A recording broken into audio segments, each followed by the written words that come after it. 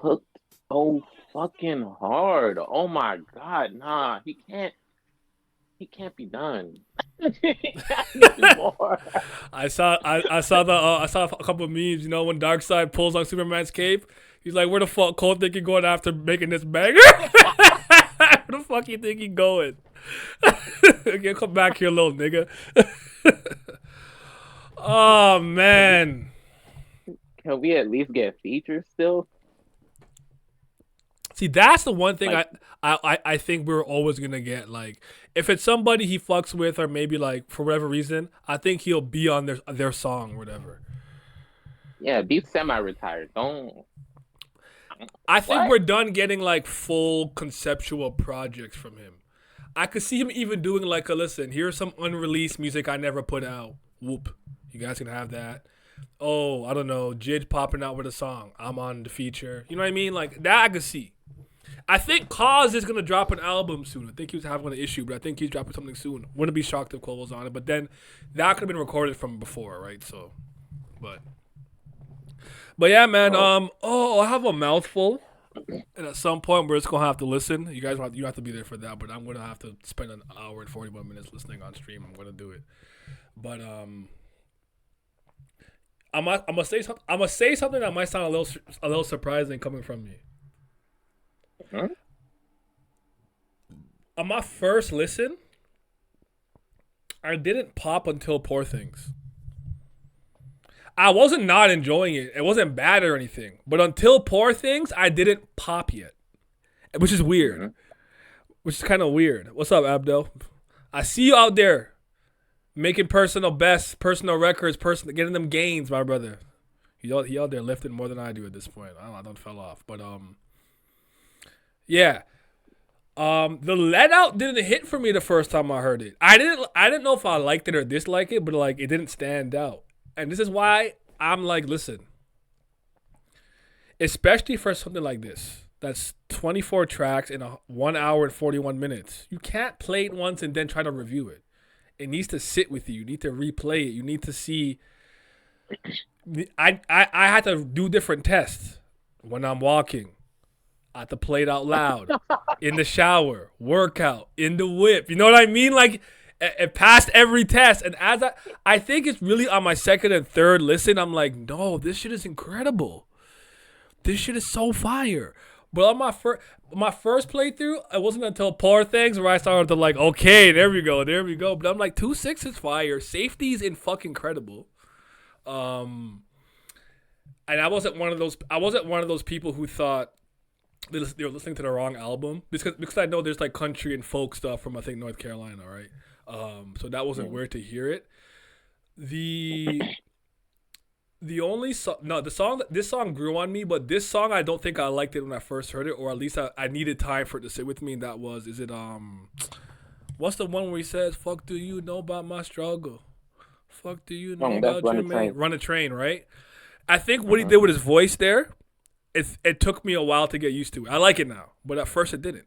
I don't know if I liked it, but yeah, I liked all the songs. I was listening to the first time at the gym today. I listened again. Yeah, this is something I think like this is like my favorite listening experience I think I've ever had with an album.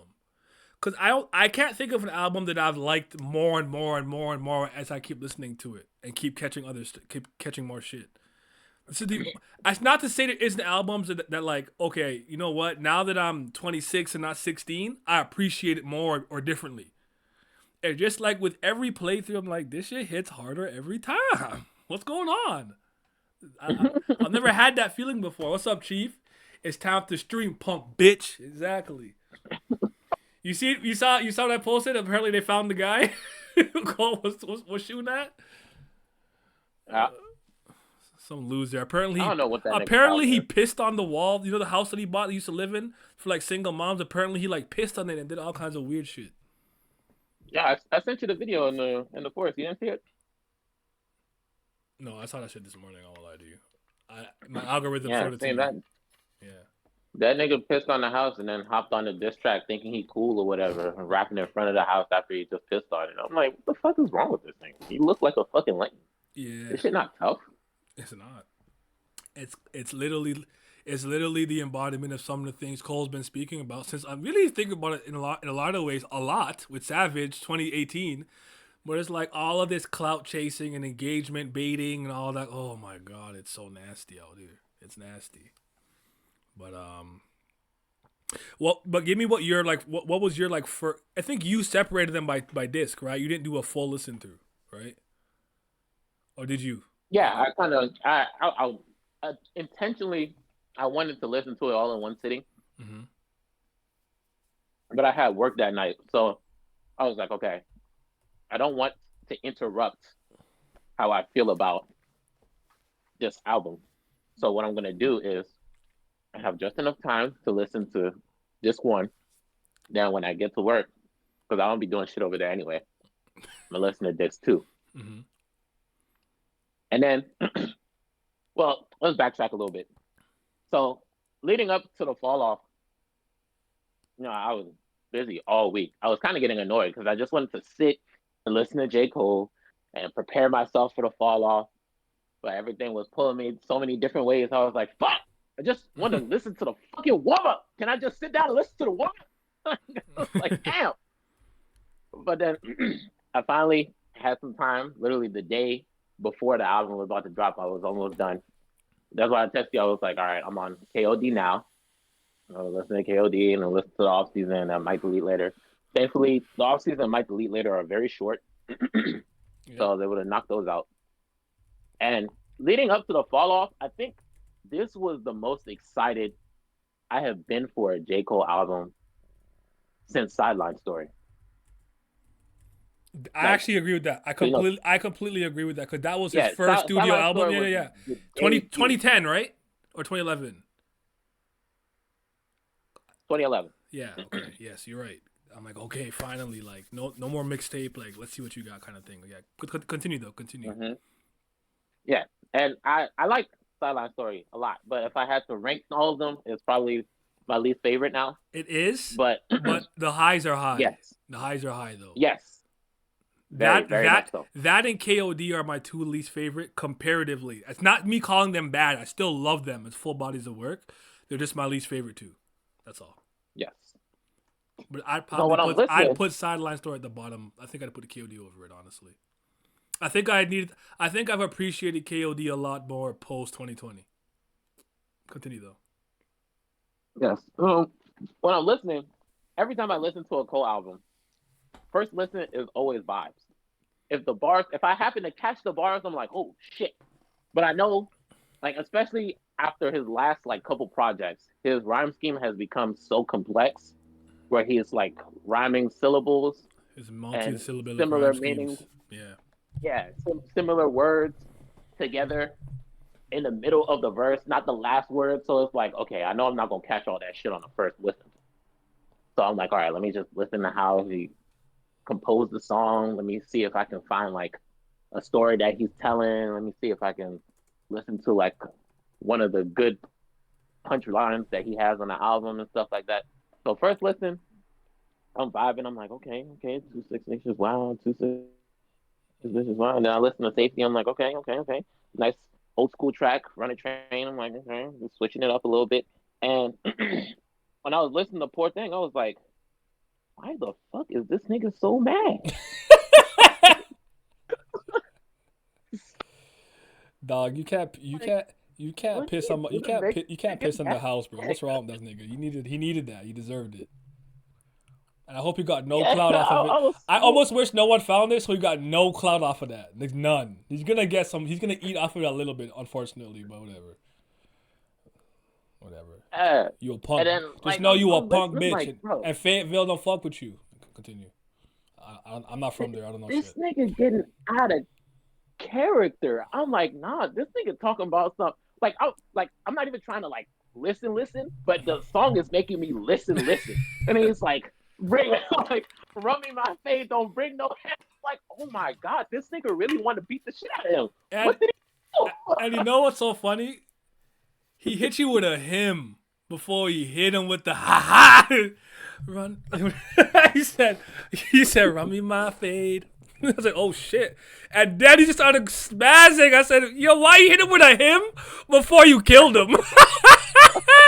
That's the most cold shit I could think of. Cause even he's like, listen, no hammers, running issue, no one gets sprayed. Listen, if I take a L, I don't feel no way. But I want my run. I'm gonna be out there, punk bitch. I was like, it's cold driving around. Like, I hope this nigga pop up. Like,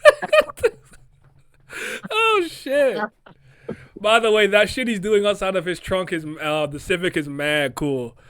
It's times like this where I'm like, Canada don't got shit. We don't got shit over here. God damn it. I'm like, bro, drive to Toronto, but don't drive that old ass Civic down here, dog. You're not gonna make it. It's okay. It's cold as fuck. It's cold as fuck too. That shit about to freeze. I need that nigga to pull up to the DMV. After I heard Poor Thing, like, vibe mode was off after that. Because I was like, okay, this nigga's really talking now. Like, I sat up in my bed while I was listening, and then Who the Fuck Is You came out, and I was like, oh, yes. You're rapping like Slim Shady? Like, oh my God. Then the finished Brown Unabomber. The first disc. Do drama with a suit of armor. Go ahead. I finished the first disc. I got ready for work, and the plan was to listen to it at work. However, because vibe mode was turned off, I was like, "No, I need more." So I threw my headphones on while I was commuting to work. I was like, "Yeah, I'm listening to this too right now." And by the time I got to work, this two was done. Yeah. Yeah, this nigga, bro. I just don't understand, like, people that don't fuck with this nigga. Like, I guess because everybody's like so anti-trusting, cynical, pseudo-intellectual, always got to be some sort of ulterior motive. That's how niggas be feeling nowadays. They just can't recognize, like, sincerity and being genuine anymore. I threw out a theory in my video, in a way, and I feel a little more. I feel more strongly about it having listened to the Fall Off, right? Where it's like you can hear, especially on like him on his trip back to Fayetteville at the age of 39, that all the extra shit that came with the music industry and hip hop has caused him to slowly fall out of love with rap in a very purest sense, right? And to me, it's like Cole was almost testing everyone. Like, what is this really about? Is it actually about the art and the craft of what you put out, or is it about all the other extra shit? What that fat, dumb bitch academics is saying, or that ugly nigga Screwface John, or are you going to listen for yourself and make, whether you like it or not, or you're somewhere in the middle, are you going to just listen to it, take it as it is? Because, like, people are immediately like, oh, I'm comparing it to, like, the two disc of Mr. Morale. And it's like, so you listen to it just to compare it immediately? Like, like, some of my friends are like, do you think it's his best body of work? And I'm like, I don't care about that right now. That's not important. I need to take it in for what it is as the product is laid before me. And all of that will come in time. As I start listening to everything in tandem, I'll know where it falls in ranks. But I don't care about that right now. Yeah, so no, but that Eminem shit was funny. The dude's like, Eminem's gonna be on J. Cole's album. I could feel it in my nutsack. and then he tweeted later, I guess what I was feeling was testicular cancer. And I was like, listen, he embodied Eminem on one of the tracks. He was there in spirit, yo. You good. But yeah, yeah. A lizard trolling. You should be worried about good music, and that's the thing. And I think that's something that I've started to realize about me as I grow older. When I was younger, I was a compare merchant for everything and all things. The older I get, I try to take things as there is and just kind of enjoy it in a separate space, isolated from everything. And then as time goes on, it'll naturally, because my brain likes to archive, it'll fall somewhere in a ranking or whatever the case may be. But no, but listen, comparing shit is fine. But the issue is people don't understand there's a time and then there's a place to compare shit. Shit has to sit with you first. And then you compare. You can't listen to it the first time and be like, okay, where does this rank? Nigga, what? You couldn't have caught every single bar on the first. If you're saying that you did, either A, you're a genius, which is extremely unlikely. Yep. B, you're a dumbass, which is more likely. Or C, you're You're not not using any listening. critical thinking. Yeah. Yeah, you're not listening. Yeah. Yeah. Yeah. To you to listen to like um an hour and 41 minutes of somebody's quote unquote last project and work, and then be like, you know what? I'm gonna have an in-depth review and no, like you don't understand anything. Again, there's stuff that I'm still catching on like my 30th playthrough, and there were certain things I didn't appreciate at first that took time to grow on me. The Let Out might be my favorite song. It might be. Maybe it's a pure off energy and vibes, but like when I first heard it, I didn't dislike it, but it didn't stand out to me. And now I'm like, you know what? This is for me. I like it. It kind of sonically breaks up like the like rapping portion. Then you go a little bit into that let out. Sorry, the first time it breaks it up is with Legacy with PJ, which I love. That song is so good because he was in his melodic bag a lot, and as much as you can hear all the eras of Cole, hungry Cole, aggressive Cole, popping my shit Cole, I have mastered the art of rapping Cole. Just kind of like the old school type of productions and beats he used to use. I do think he experimented a lot, and I appreciate that. Especially if you're gonna go out, right? If this is your last body of work, I feel like he had a blast making the Let Out. Mm-hmm. Like him and Ebe and them just had a great time cooking it up together. And I almost feel like Will We Survive the Let Out has a double meaning. Obviously, are you gonna survive when the shots are ringing out and everyone's running out the club? And B is like, will we survive this song? Because it's honestly very experimental for J. Cole. Because I've seen some people be like, I actually like this album, but this song didn't hit for me. It's just not my type of thing.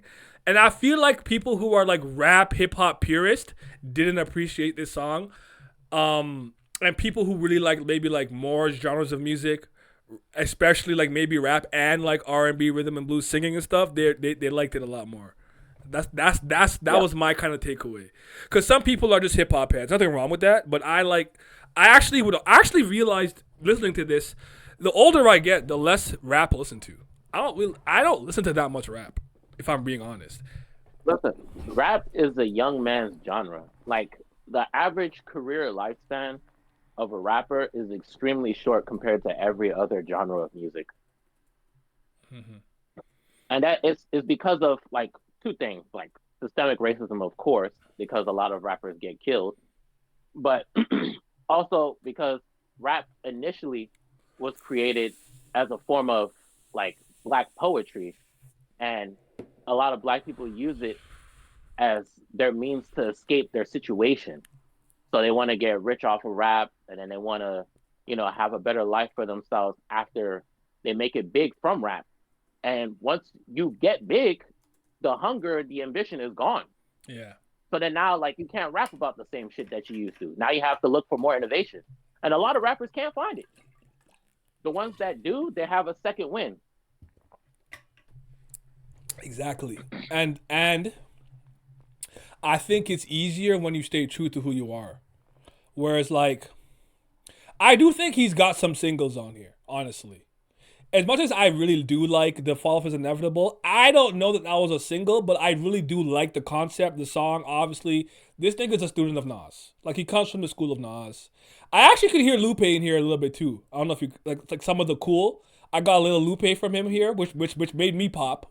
And I probably didn't notice that until my 10th listen through. I'll get to there. Shit. I'll say. Oh, yeah. Like, Rewind Nas. Like, that song and that video is super fire to me. But I'm like, Legacy, I think, if he puts a video for that, like, that will like ring out through the nation, if you will. I think. Yeah, Legacy is so 90s coded. Bunce Road Blues with Thames and Future. That's a bop. Niggas gonna like that. Absolutely. And Who the Fuck Are You is a banger. Yeah. The beat switch? Who the fuck put the city on? I say, oh shit. I almost, like when you're like gaming and you lean in to get serious. I leaned in even more, nigga. Like I double leaned in because I'm like, hold on, this is the snippet one. So I leaned in, and then when the beat switch, I did a double lean in. I said, oh my goodness, he's going crazy. And I think the production was really good. I'm not sure what the discussion around that is because some people are like, oh, I hate J Cole beats, they're boring and sleepy or whatever. But like, I'm not. Uh, I'm weird though. I'm not a beat person. If you rap over a fireplace crackling and you have bars, I'ma listen. I like that's me though. That's me.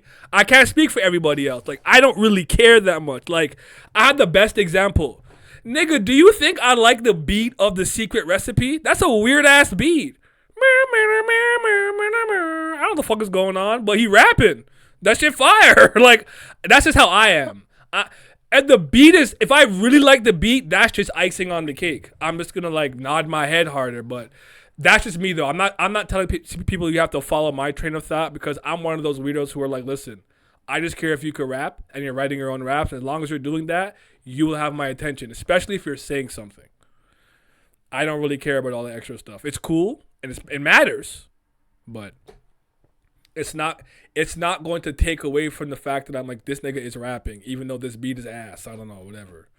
That fucking meme with LeBron with that weird ass beat. If someone's rapping on that and it's good, I'll listen. I'll listen. What do you think that he like knocked his concept out the park in terms of like oh yeah. yeah I really think he did it the best on the first disc. Disc 2, it's still done really really well in my opinion.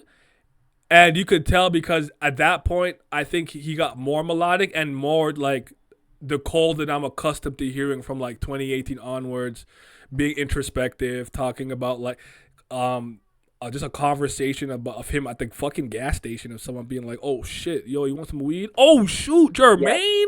Dog, when I was 13 years old, I fuck with you. like, I'm like, how could you take the most boring, innocuous situation and flip it into a fire ass song? This nigga's different. Yeah. I think Quick Stop is Mm-hmm. probably one of my favorite songs on the entire album. I'm still trying to narrow down the top five. I don't think I'm going to be able to. It's Because gonna every take it's gonna take a while because every time like, oh yeah, I'll give you my top five. I'm like, not only did I list 10 songs, it's different from the last time I did it. So just don't ask me. I don't know. I need more time. But yeah, but I think Legacy the let out for Who the Fuck Is You. And definitely, Old Dog is growing on me now. I always liked it, but hell yeah. for some reason now I'm like, this song is so fucking tough. Like, Ring. Who who the the fuck fuck is is that? that? It's a now and real numbers. So Hell, you know a nigga's oh, okay, yeah. Oh my goodness, yeah. And Petey Pablo? I said, what?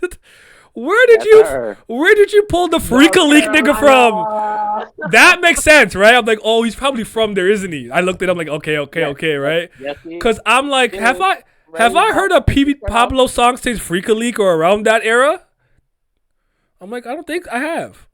That's him, right? He's not Freaka Leak, right? That nigga's retired now. Monica, Alicia, Keisha, Freaka Leak. I said, oh shit, Petey fucking Pablo. What a wow. Were you? I know you're probably like me. I don't think it's a pro or a con. It just is what it is. But Cole from like 2014 to about 2018 just didn't have features, and now he just has like very select ones. How do you feel about the features on the album? So I'm trying to remember. I think there's Lights, PJ, Thames, Future, PD Pablo, Erica Badu. Am I forgetting anybody? Moray. Yeah, I mean that was cool. I mean they didn't really like Thames was there for the vibes.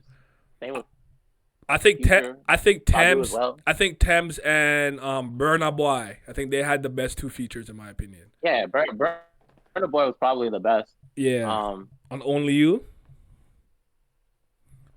but it's like he not getting like. Well, I mean, he did get 21 Savage, didn't he? But like I for a lot of the songs on this album, he's not getting people to rap alongside him. So it's Yeah. just like they don't make or break the song. They just like kind of give a pocket for the alternative listener that's not like a super heavy J. Cole fan. They're like give him a break from him, I guess. Hmm. Um, no, I agree with that. I agree with that. I'm trying to think, but like anyone who was singing like with him, for him, alongside him, I liked all of it. It was all really good. I like PJ's little I don't know if it's called a bridge or whatever, but she had at the very end of Legacy. I really like that. Even back then. I'm saying, yo, this shit is moving because I'm an R&B head secretly in my heart. Like the problem with me is that I need to start listening to more like maybe contemporary R&B, but like I've probably always listened to a lot more R&B than rap, like deep down. Like I'm a Destiny's Child kid. Like I remember if you used to turn off my CD when I'd wake up. Like I'd go to sleep playing Destiny's Child, and if you turned it off or something happened, the CD skipped or whatever, I would wake up. Like who's fucking with my And sleep? like, Punk hey, I bitch. was listening to that. I've been punk bitching a lot of people since Friday. I won't lie to you.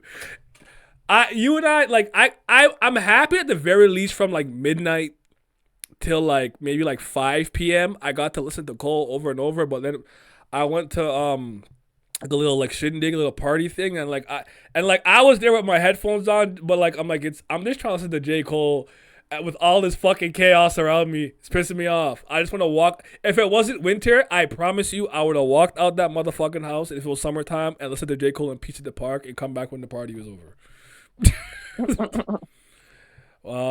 What's up, Blaze? What's up? I am going to listen to it, but I've already heard it like 30 times. But yes, we're just talking about it right now in general. I don't know if you heard it yet, but we're talking about it, recapping and discussing it, or whatever you want to call it, review. I don't know, but yeah, we here. Um, Yeah, oh, my in my opinion mhm, on this album, right? yeah, I personally, I've always been like more mature minded mhm, than I would say my peers. So yeah, like, if I had to put an age on it, I would say like I was 5 years more mature or whatever. Not trying to say that makes me better than them yeah, or anything like that. But it's just I always viewed life a little differently. And I think that's because like I had a multicultural upbringing. So like my view of the world was more broad, especially like with all the hobbies and interests that I have with like Japanese culture and stuff. So it's like I see the world on a different scale than what like people that can't see past their own neighborhood and stuff like that.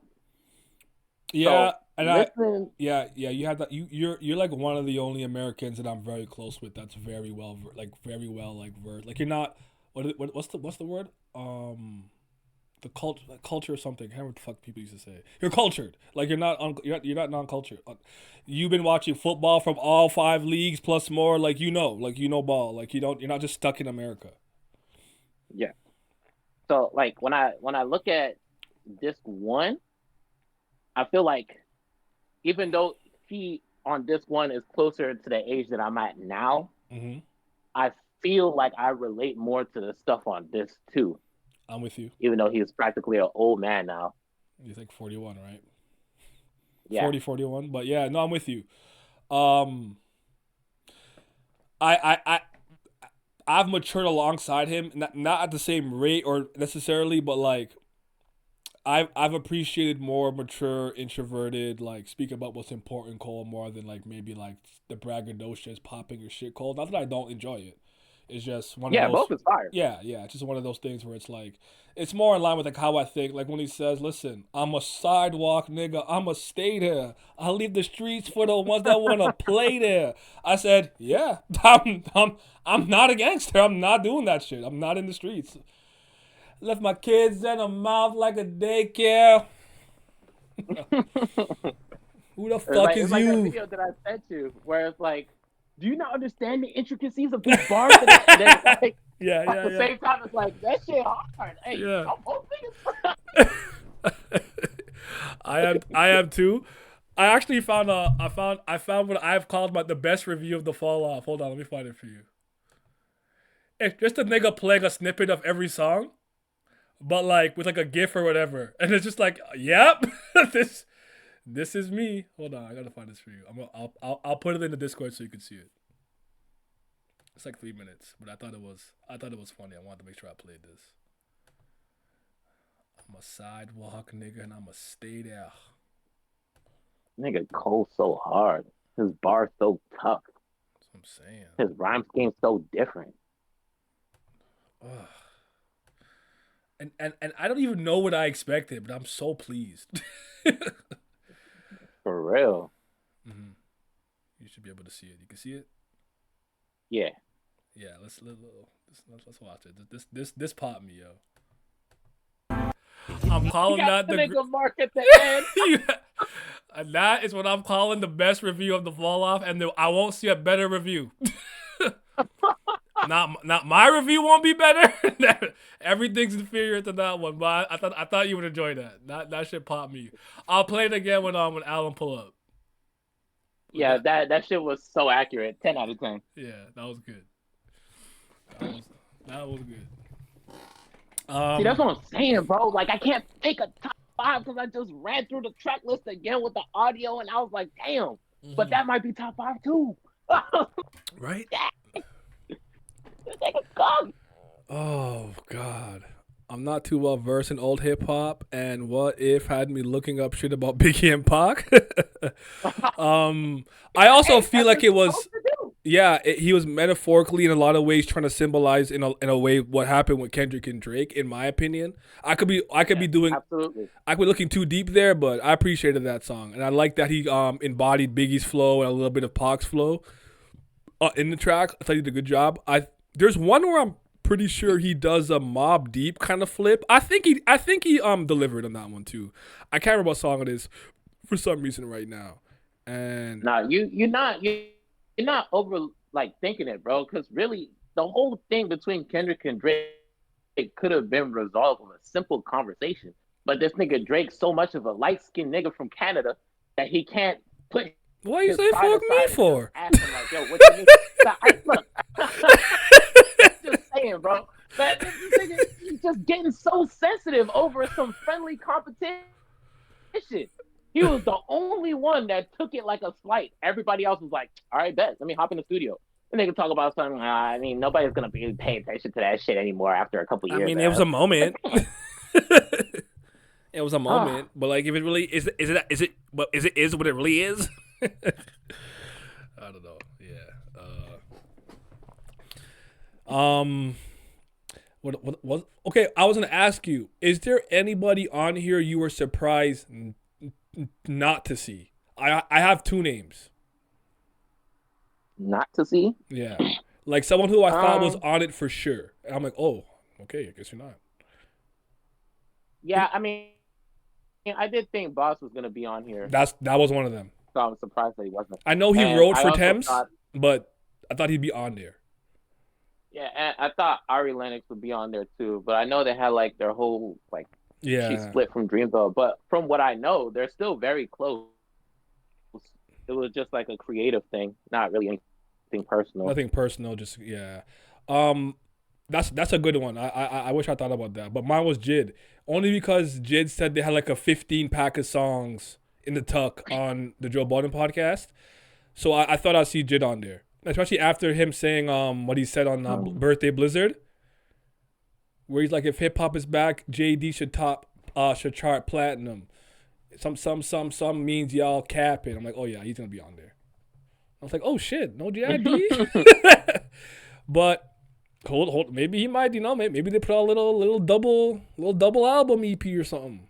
Like, it technically wouldn't be new music. It's just music that he already has recorded, and we'll see what happens though. By the way, I do think It's a Boy ended up becoming Might Delete Later. I think some people are like trying to like, oh, Probably. we think It's a Boy. I think that turned into Might Delete Later. I've thought that for a while though. Just wanted to put my thoughts out there. Was there anybody you were shocked to like definitely see? I don't know much about Thames. Like I know like she's like very good looking. That's really all I know about her. I've never listened to her. Well, for me it was Petey Pablo. I was like, what the fuck are you doing here? I know now because if he's from North Cal, but still like Petey, nigga, what? Yeah. Yeah, he's the North Carolina legend. That honestly didn't shock Okay. Well, shit. You know more than me. because he hasn't put him on any of his songs yet, and like that nigga J. Cole is Carolina down. So I Yeah. was wondering when he was gonna get Petey Pablo on one of his songs. Mm-hmm. So when I heard him, I was like, oh, finally. Who was I surprised to hear? I would probably say I was surprised to hear Future, because they're just like two very different lanes of rap I'm that with you. don't really intersect that often, I, especially with their fan bases. I think because of Red Leather, I was like, okay, I can see it. Like I can see it. Like I'm with you. Like I had exact same thought. Like Future is kind of like style and subject matter are just kind of like opposite to kind of how Cole moves about it. But I was just like, Mm-hmm. but because I read that, I'm like, you know what? I guess maybe they linked at that time and like, hey, yo, I want to, you know what I'm saying? Like, I'm like, okay, that makes sense to me, I guess. Like, when I thought about it for like 2 seconds, it made sense. So I wasn't, but yeah, it was definitely Mr. PD Pablo. I was like, but again, when I looked up where he's from, I'm like, I bet he's from North Carolina or something. And then I'm like, okay, there you go, got it. Yeah. Then I'm like, I understand it Yeah, now. that nigga, like, he's a Carolina legend, bro. He has Mm. the most popular North Carolina song of all time. Which is, Raise up, North oh, Carolina. Take your mm. shirt off, twist around your head, wave it like a helicopter, North Carolina. Is that why you said take your shirt off and swing it around this bitch? Okay. Yep, See, that song was a Carolina anthem. levels. You see, the more I learn, the more fire the album becomes. The more I learn, the more I learn. He's getting stronger. Do you think there was too many songs on the album? I'm actually of the opinion that he smoked every track. Shit, Um, it's not enough. The fuck, he should have came out with 30 songs, some three people were discs. some people were saying if you condensed this to like 17, 16, they think it would have been like better. But I have like as like a super J Cole fan, I have like two counters. One, if it's gonna be his last album, give me every song possible. I want the most possible songs that I can get, and I don't think like there's no song that I go this is like a throwaway that you kind of just slid in there to like I felt like every song had a purpose and reason or a concept to being there, even if like maybe Exactly. you didn't like the full song. Like I could see people being like, what the fuck is happening on 39 intro, but if you were patient you know what I'm saying, and you start Mm. rapping, you have to relax, even though I like the beginning of it too, right? um I think it's bombs. Is it bombs in the fate? Bombs in the Ville slash. What the fuck is it called? Hit something. Hold on, give me a second. Hit the gas. That's the one Yeah, where he starts talking to the younger version of himself at the very end too. I really like that. I thought that was really dope. Where he's I like, love the I have ludicrous I have an sample. I have an iPhone that can travel through time when he was talking to himself when he was younger, and I'm like, that's dope. He had a lot of concepts in this album that I thought were really sick. Like obviously we have the Rewind tribute, we have the What If with Pac and Biggie, we have, and then I'm like, okay. Also, you're talking to the younger version of it, so like this was so many things he did here that I thought was dope, and was just like a perfect amalgamation of every version and every era of Cole. At some point, rears its head on this double disc. So I'm happy as a fan. I can't honestly. Again, I was. I do think some people, because they're focused on the wrong things, went into this album with a lot of different expectations and did the thing where like because I expected X and I got Z, therefore it's not good, which I think is unfair. And I don't like that. Yeah. And it's actually something I realize I used to do. And I'm like, I can't get angry at someone for expectations I put upon them because of something. I feel like Kobe's gonna score 60 points today. Oh, he only scored 36. Fucking garbage. Like who the fuck told you he was? Who fuck told me he was scoring 60? I just decided that. You know what I mean?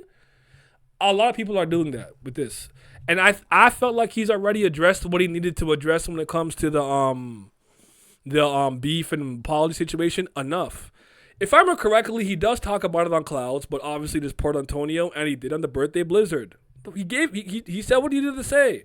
I bowed out apparently, so I can't do it. So what am I gonna do? Lead with the skill, nigga. He told you I'm gonna just rap my ass off.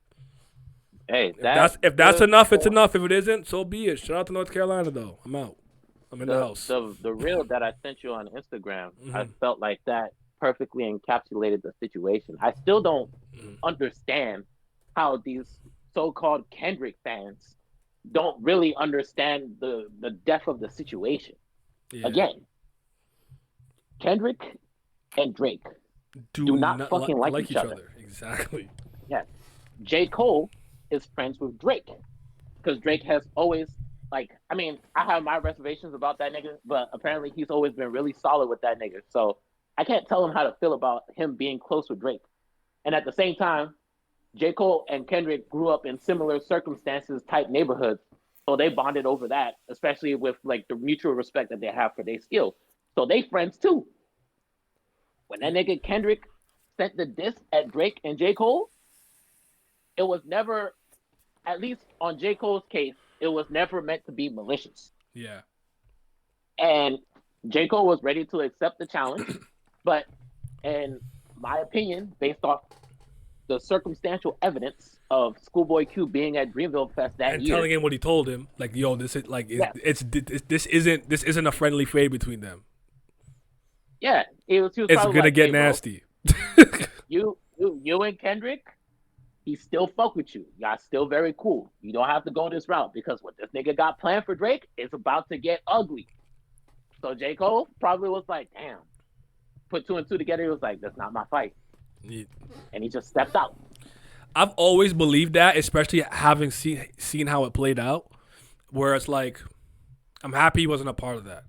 And like I said in my video too, like I do think that one part of this that people aren't factoring in because Bloodsport, they just want to see just chaos and whatever. I want to be a hater. I wouldn't be comfortable knowing that my beef is going to get my family involved. Like the fact that Adonis is going to have to, someone's going to play Meet the Grams for him someday or reference Meet the Grams to him.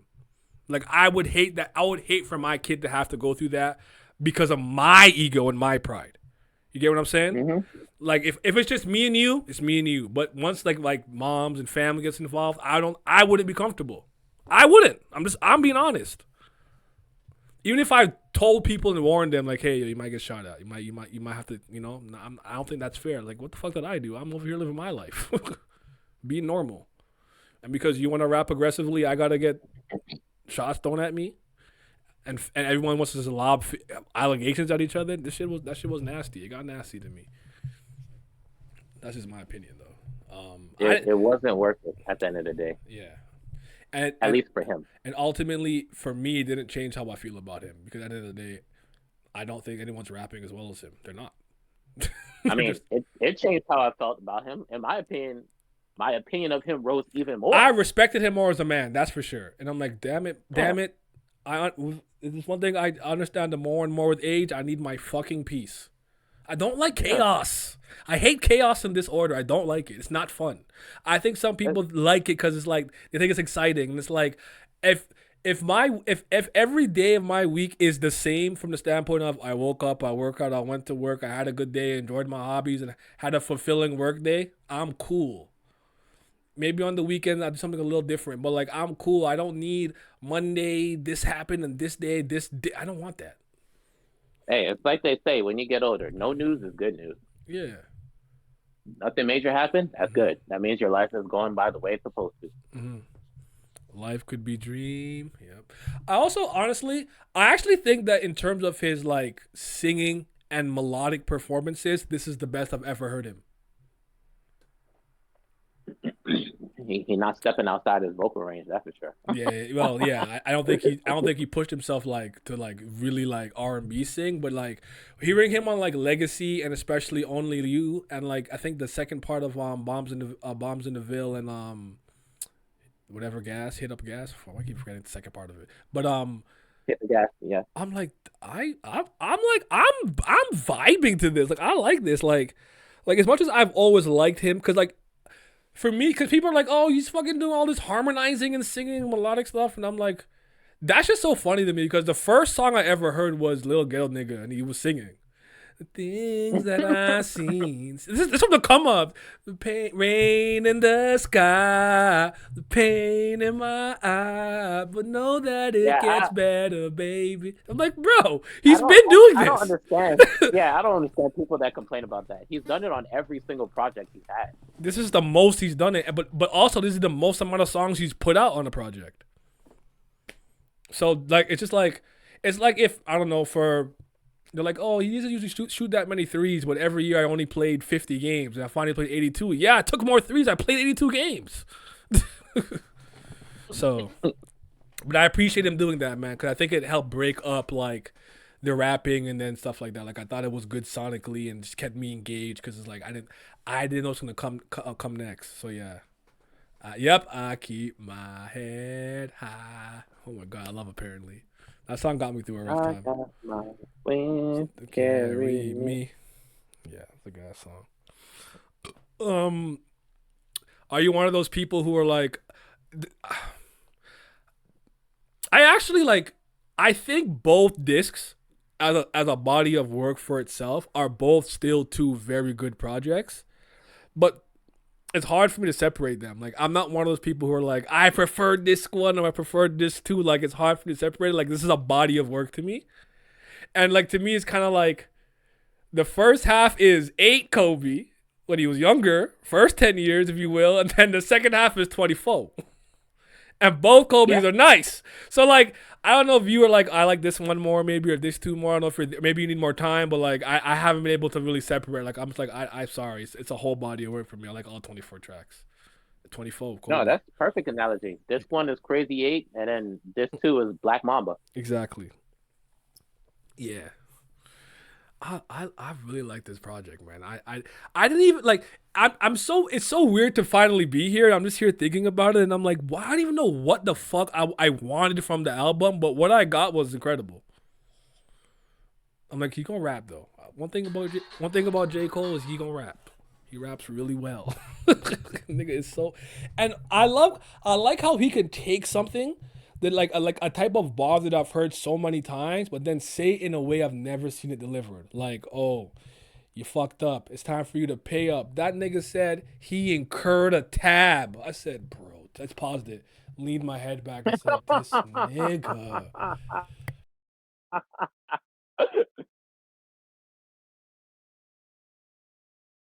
His creativity and ingenuity was at a premium on this album. Yeah, yeah. That's for goddamn sure. Like This man when said, I saw the thing I was telling you about, where they said he rapped 800 words that he had never used.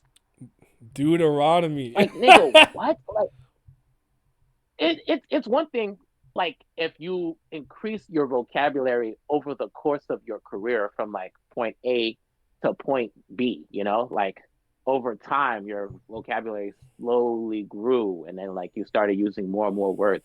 But this nigga jumped from like point B to point Z in like a fraction of the time compared to the start of his career up until everything before the fall off. So I'm like, what the fuck? Like this nigga was just rapping. And like I said, first listen, it's always vibes for me. But then after Poor Thing, vibe time was up. I was like, nah, I need to scan for bars.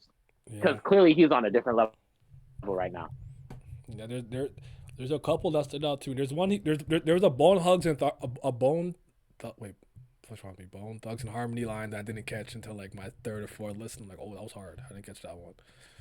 He just got and like one thing I like about him too. Sometimes is like I feel like sometimes when a rapper really thinks they hit like a sick punchline, they gotta like cut the beat, stop, and like drop a bomb or something. Cole just keep rapping.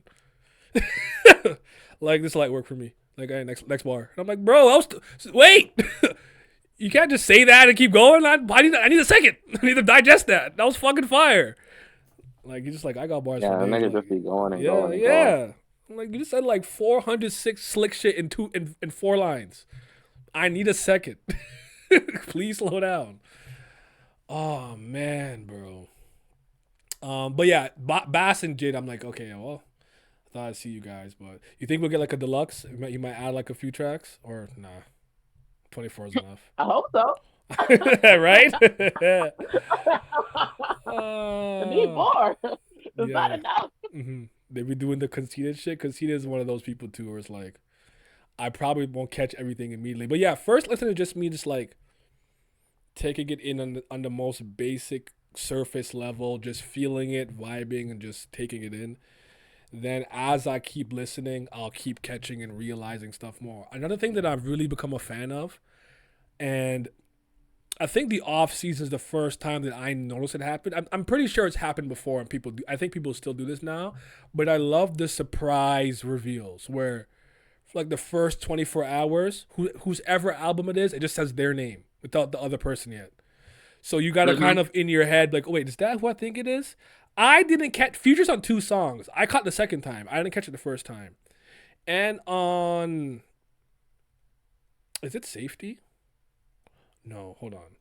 There's a song. There's it actually might be the Let Out.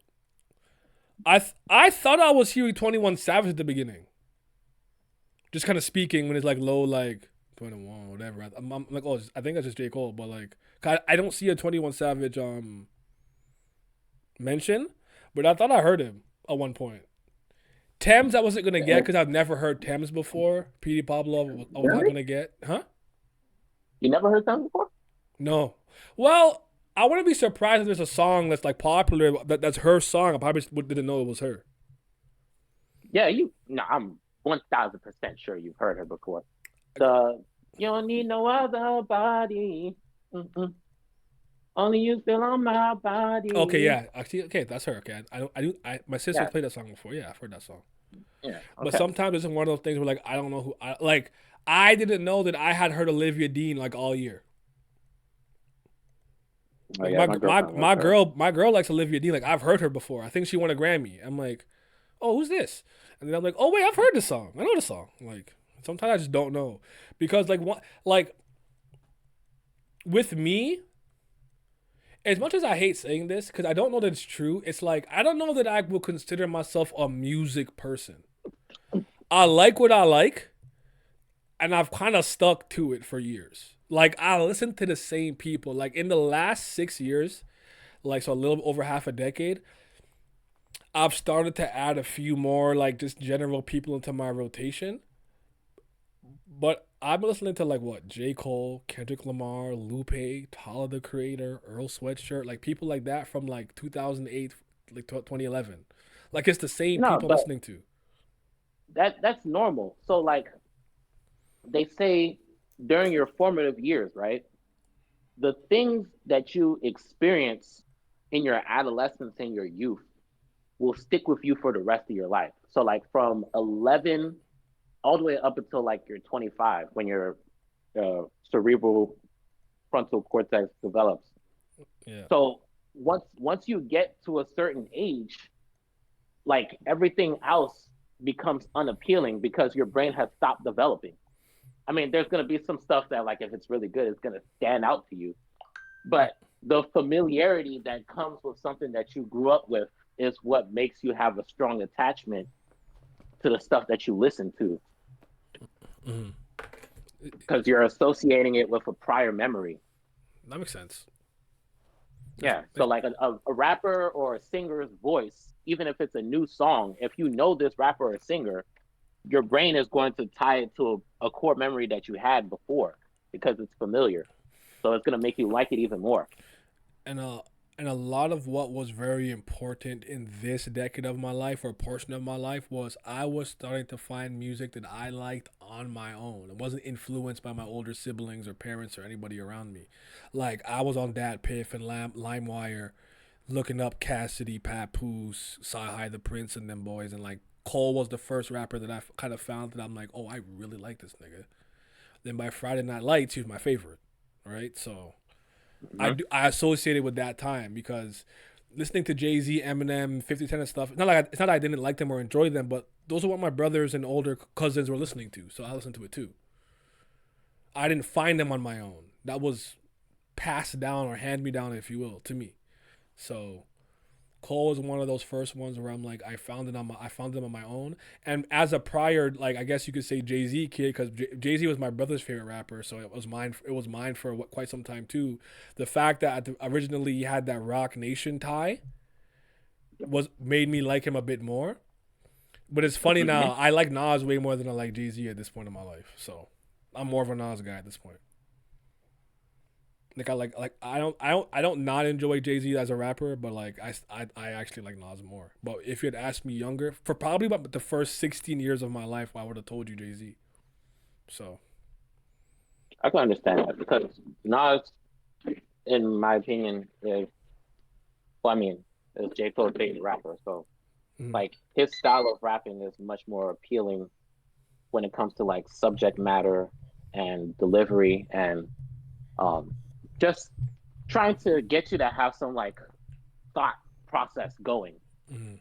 Like critical thinking is oh boy, we are losing that skill in record time. It's getting worse. It's getting worse.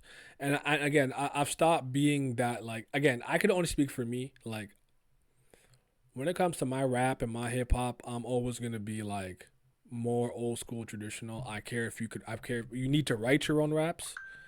You need to be fly with the similes, the metaphors, the punchlines, storytelling, like just really good lyricism and wordsmithing, wordplay. Like that's just my shit. But I've learned to appreciate like someone like a Lil Uzi. Like Lil Uzi not really saying anything, but he get a little vibey beat, say some fly shit, and just kind of like vibe out. Like I could do that. Like I can turn my brain off a little more and just enjoy something for like a more simple thing. But I'm always gonna have my preference, which is going to be this. But I do think, and maybe as time is going on, people are losing their appreciation for kind of like a traditional older style of hip hop, unless apparently you're Kendrick, I guess. But then again, I do think that a lot of it's performative, and and again, I'm a K Dot fan. He's my third favorite rapper of all time, right? So like, it's I again, I'll keep saying this. I remember when J Cole fans and Kendrick fans were the same fucking people. until all this until all of this nonsense happened. We were the same fucking people. You may have had your order of preference, but we both liked both niggas. Um, but I do think that because he's kind of like Grammy accepted and things like that, it makes some people just like want to like be on the quote unquote right side more so than just kind of giving their actual opinion. There's people that I think like Kendrick who are like dick riding him and don't fuck with him that much. It's just that it's like the right side to be on the internet, if that makes sense. Yeah, I have a theory where I feel like when Good Kid, Mad City got passed up for a Grammy over fucking Macklemore, Macklemore? yeah, the Grammys realized that they did a massive fuck up, and they've been trying to overcompensate for that ever since. So, Mm, like, I like GNX. Let's get that out there first.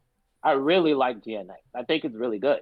same. But from a technical rapping standpoint, I thought Let God Sort Him Out was better. Mm-hmm. I really did. So when Let God Sort Him Out didn't win not one Grammy Award and GNX took all of them for rap, I was like, okay, I see what's going on. Yeah, that disappointed me just because I wanted to see because I'm a Clips guy. Like I love Malice and Pusha T, so I was hoping and like I think the one they won with Kendrick anyways for Chains and Whips, and I was like, well, there you go. Yeah, it Um, was just like, here, nigga, damn, we're gonna give you one because Kendrick's on it. yeah, But yeah. that kind of felt like a slap in the face, to It be did. honest. It did. It did to me. And again, I'm not really a Grammy person. I don't really watch them. I don't really care like that. But it's just like I get it now. Like it is what it is. It's actually why when Drake said what he said, I laughed. As a Kendrick fan, I'm like, I kind of feel that one.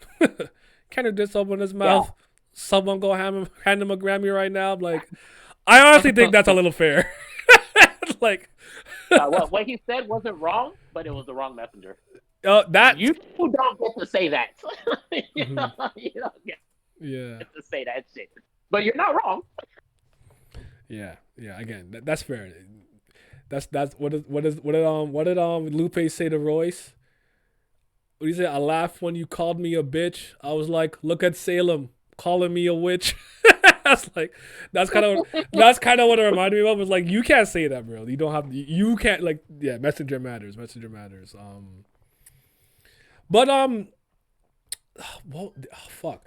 Okay, this is the thing that I also find a little bit interesting about this conversation too, right? Um, Hmm. I think I didn't know this, but apparently they said Drake dropped a snippet right before the fall off. Um, like was about to drop. I don't know what he said, did or said. I think that fat bitch academics was the one who sorry. It's the Oh, fact that he has like Jamaican blood in him and he's such a fucking bitch. It irks me that I share that heritage with him. Like he is a shame to our lineage. like I don't respect that guy. I don't. I think he's a fucking clown, but it is what it is. This is what keeps you on the internet and keeps you popular and popping. I I get think it's a pig. he's such a loser to me, but sorry, Chief. What are you confused about? My fault. You put three question marks. What? Is it about Mr. AK? Yeah, he's such a loser. The cadre of Jamaicans. There you go. A shame to our clan. That's The the kaiju of Jamaicans. no cadre. Cadre's a character in Kubera. I don't want to spoil it in case you read it one Oh, day, but oh, basically, okay, okay. basically, I I thought always. you were calling him kaiju because he's fat. Oh well, shit. he, he a chungus. He big as hell. Um, So I think people are expecting Iceman to drop this year. I think I saw people saying that Kendrick was wearing some glove, and the glove symbolizes a new album. I don't even know if people are just probably just talking to talk, but Uh, I would find it interesting if somehow they all drop this year. I would find it interesting, I don't. but I don't think Kendrick's gonna drop because he doesn't really drop in consecutive years. yeah, Oh wait, JNX came out in 2024. yeah, Oh, never mind. Though. Damn, top line. yeah. Oh, that's a good point. I also thought that he had already won for GNX. Oh, speaking of GNX, by the way, I like GNX. I think it's a good album. It's just one of my least favorite from Kendrick. Um, Really? yeah, I think every song where I'm getting my traditional Kendrick, like when he's talking about his pen, I can't remember what it Oh, was called. Gloria. Was it Yeah. Gloria? Like Hmm. fire. I like TV Yeah. off. I like Luther, but not only am I not from the West Coast, I don't like Los Angeles. So all that West Coast shit he was doing, it's not to say it was bad, but it doesn't resonate with me. What did Lil Wayne say? Keep it Canadian. I don't understand that. I just didn't know what was going on. It's to the point that even I got what Joey Badass was doing. I thought it was fire, but when he was using the West Coast flow rap in I think was it Crash Dummy? Still, I was like, it's cool, but like this doesn't move me. Like I rather you rap your boom bap New York style. Like that resonates with me a bit more. You get what I'm saying? Like it's not Yeah, to but me it's see, not a look, diss. It's like I'm not calling it bad. I'm just like it's just not sonically resonating with me. That's all. And I, there I, is I keep saying nothing sonically because wrong of with because that. Margaret's like, what that mean? I never heard you use that word. You're like, Niggas be coming up with new words to hate on it, bro. yeah, sorry, yeah. So yeah, Drake, yeah. Well, if Drake drops Iceman, I'm not worried. I don't think. I'm sorry, I just don't think he's got it anymore to that degree, See, to that my level. thing with Drake, But right? they'll dick ride. This, this is the main point of contention that I have with this nigga. It draws my ire. So I think I've told you before, but between the big three, I was a Drake fan first. Okay. I liked Drake a lot when I first heard him, Hmm. and especially like when he dropped like "Find Your Love." I was like, okay, the singing is a bit much, but it's he's staying within his vocal range, and all the other stuff that I've heard from him, like on "So Far Gone" and all that shit, I like it a lot. Yeah. And when he dropped "Take Care," I started noticing like an alarming pattern. I was like, there is more singing than there is rapping on this album. Like, don't get me wrong, I like the album a lot, but if you're gonna be mentioned amongst the best rappers in the game, it needs to be 60-40 rapping, not 60-40 singing then rapping. That's a very fair percentage. I'm not mad at that. But And I'm like, as his discography like goes on, it's devolving more and more into what can I make that everybody is going to like instead of pushing himself creatively, like with his subject matter, his rhyme scheme. just anything thought provoking, really. And then like once we got to views, I was like, okay, I see what kind of nigga this nigga has become, and I do not want to listen to his music anymore. Mm-hmm. So I just took a step back, and I was like, yeah, I mean, Drake music cool, I guess, but I don't Mm-hmm. really consider him like one of the top rappers. So like every time like J. Cole, Kendrick, and Drake would get mentioned, I would always like put a caveat and be like, when it comes to rapping, J. Cole and Kendrick are better than Drake. And then niggas be like, oh, what are you talking about? He got such and such I've features, never platinum, not whatever. thought that, by the way. Like I've always thought that there were like a few two tiers above him. Yeah, and then like I would get If Kendrick and Cole are S rank, Drake's like A minus A. yeah, like niggas will give me so much pushback for that. And I'm just like, bro, there's no reason like you should be going to bat for something so obvious. Yeah. Like you can't listen to J. Cole rap and then tell me that Drake is rapping better than him. I'm sorry, it's not true. It could be more pleasing to your ears auditorily. You could say he has different strengths, like singing melodically, whatever that you like more, but rapping, cut it out. I won't even entertain the conversation. And then like we've seen when them niggas got on first person shooter together before all the beef popped up, nigga J. Cole him. We, Destroyed him on the track. And Drake mm-hmm. did a good job. Oh, I battery died. was like, finally, it's some good rapping. It's some of the best rap I've heard from this nigga in years. But then J. Cole hopped on. I was like, oh, why you do your boy like that? That was disgusting. Call an ambulance. That shit was bad. He went crazy. I still love that. I still love that verse from him. Niggas be starting to put me yeah. in beef. I suck them out where they're looking too deep. I'm letting them rock because I love the mystique. Like, come on, bro. A song with YB. Yeah. Nah, and this is and like to me, this is why like again, first and foremost, you can't tell a man what he can and can't say. You do whatever the hell he wants. But if you hop on a track, he kills you. And I'm talking about it could be Royce the 5 fucking 9. Right? It could be Drake. It could be Benny the fucking Butcher. It could be Cause. It could be Wale. These are all really good rappers, and he out raps them every time. And like, you have to understand, I root for Cole the way I root for like a main character in a manga. Where like,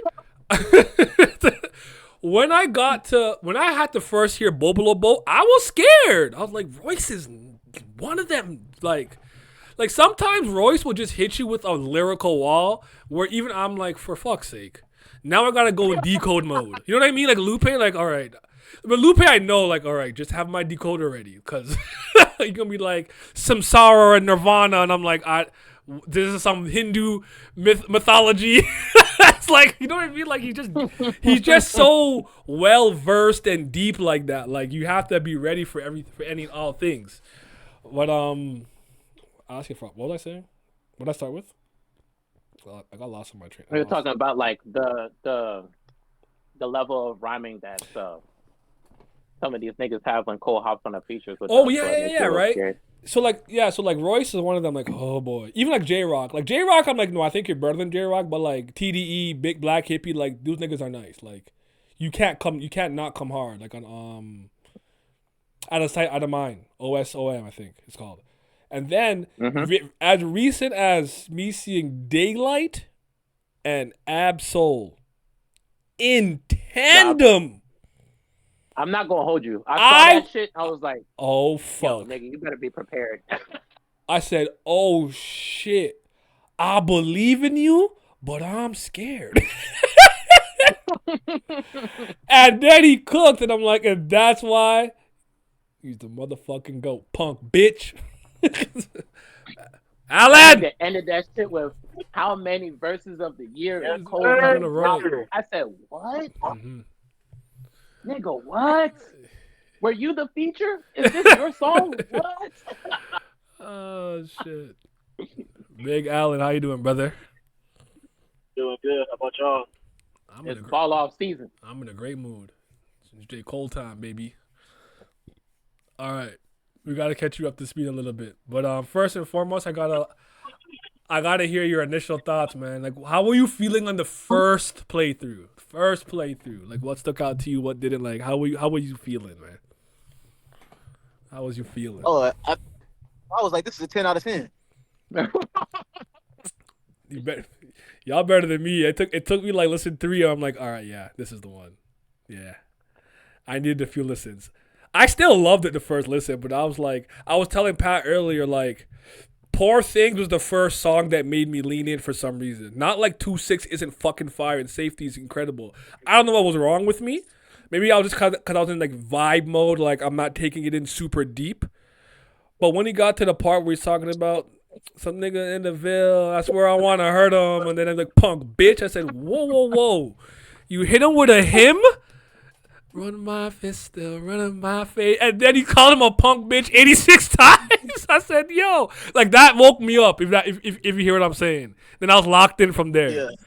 And the let out, You I know, needed 2 listens I needed 2 listens for me to be like, this song is fucking tough.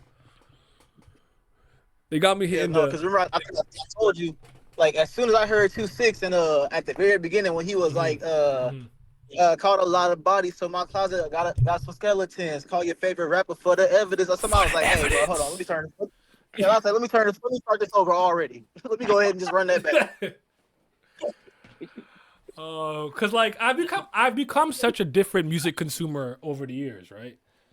Like back in the day, I was the type of person I'd hear the entire album maybe at maximum 4 times, and then I just kept my favorite songs, and kept it pushing. Part of that was because I had an iPhone and had to download a lot of my shit, and I didn't have a lot of space, so I had to make space. So part of that was just resource management, but I would say around Forest Hills Drive, so about 2016 is when I started to really appreciate the album from start to finish, the concept, the conceptualization of it, and listening to it as a body of work, not just individual tracks or like the singles. So I grew as a listener. Um, yeah, sorry, I want you to keep going with your first listen through though.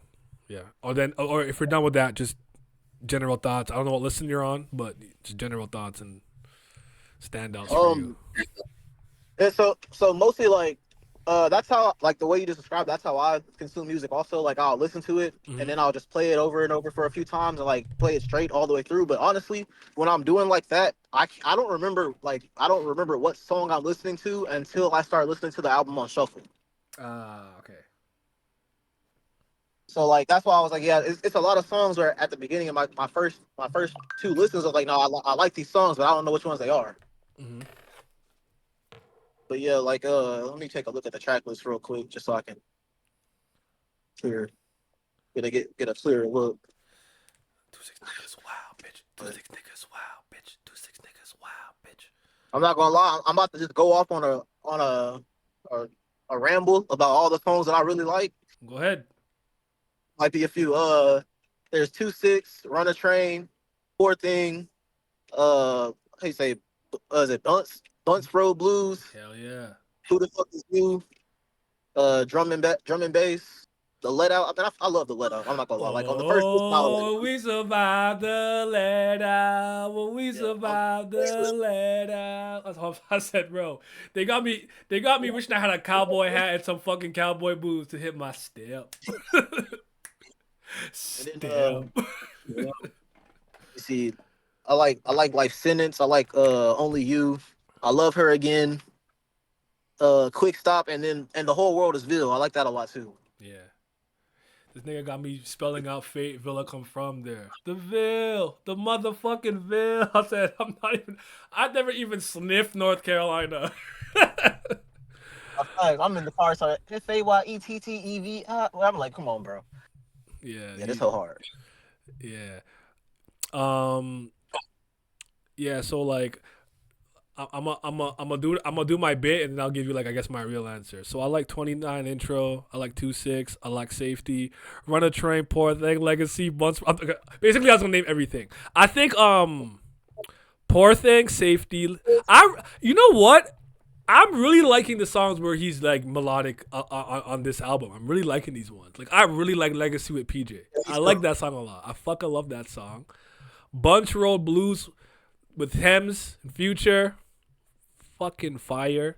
Only You with Burna Boy. I said, damn, I like this.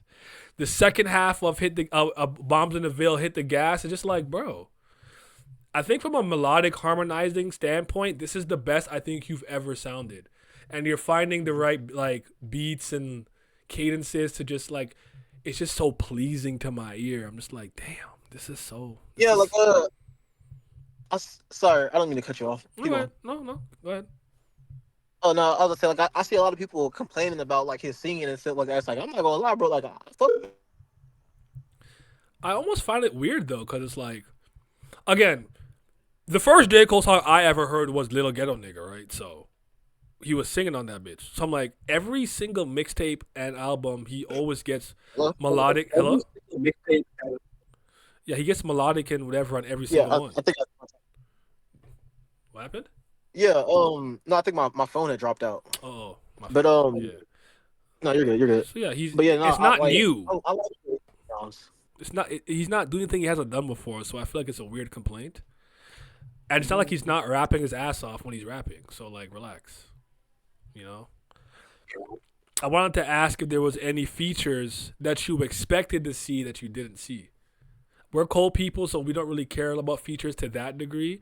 But like for me, like I didn't know until I looked it up that PD Pablo was from North Carolina. So I'm like, what the fuck is he doing here? I said Freaka Leaks. I was so confused for a second. It was fire though. But that one surprised me. I don't know if you have like a surprise, like, oh shit, I did not expect to see you on the album.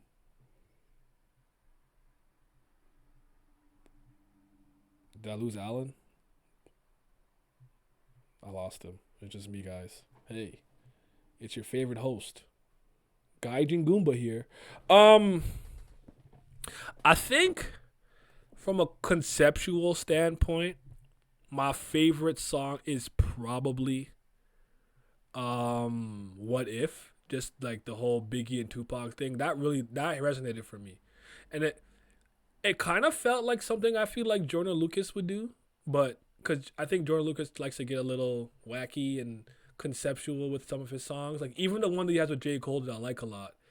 It's kind of like about like, you know, being a player and a dog and womanizing and everything like that. And the second half of that song is J. Cole playing the part of Joyner Lucas's conscience. Like, this is what you get for not treating your girl properly. And I was like, I felt like he channeled some of that into this album, which I really appreciate. Obviously, again, the Nas Rewind tribute. He's a student of Nas. That's his bag. So we killed that. Even though this isn't the whole concept of the song, I'm a huge fan of him talking to the younger version of himself in the present time. Kind of telling him to keep his head up, keep going. You're on the right path. Look at the beautiful family you'll have one day. You're not making no mistakes. Just keep on rocking. Just keep on rocking, you know? So yeah. Yeah. I'll say yeah. I really like how it feels like at this point in Cole's career, he's really evolved his storytelling. Oh, yeah. And so He's mastered his it's just three-pointer, if you will. yeah, like that I love her again. I was like, yeah, bro, this shit like the whole song is so visual. Mm-hmm. Like as you're just listening to it, you can really just like play it out in your head. Yeah. That song is so cool because it plays into the metaphor of like it's like, oh, I love a woman or whatever the case is, but he's using like the common love her, right? Like love her Yeah. song, whatever it was, and then like flipped it, but like he's talking about hip hop, not a girl. He's talking about falling in and out of love of hip hop. Because when he's like, you may be my side bitch, it's basically the part in his life where he was family first. So hip hop was no longer his main thing. I'm like, and like I remember playing this for my girl. I'm like, I wonder if she'll catch it. She didn't catch it though. I was like, it's about hip hop. Huge with the Yeah, no, that shit. Yeah. Like, this shit is. Yeah, I don't know, man. I just really appreciate the last few bits of music that Cole has put out. Absolutely. Right, From all the Dreamville, Revenge of the Dreamers to the off season, I love My Delete Later, and Fall Off. Like he just been cooking, bro. Like this is why I've always attested. I think 2018 is when he snatched the best rapper crown again. I would still argue in terms of making hits and charting and getting the numbers. You got Drake for that. In terms of being a full package and the full artist from like discography to rapping to live performances to whatever, Kendrick's got him there. But just rapping, I just feel like since 2018, it's been Cole. He's been the best. He's been the best. Yeah, I can see that.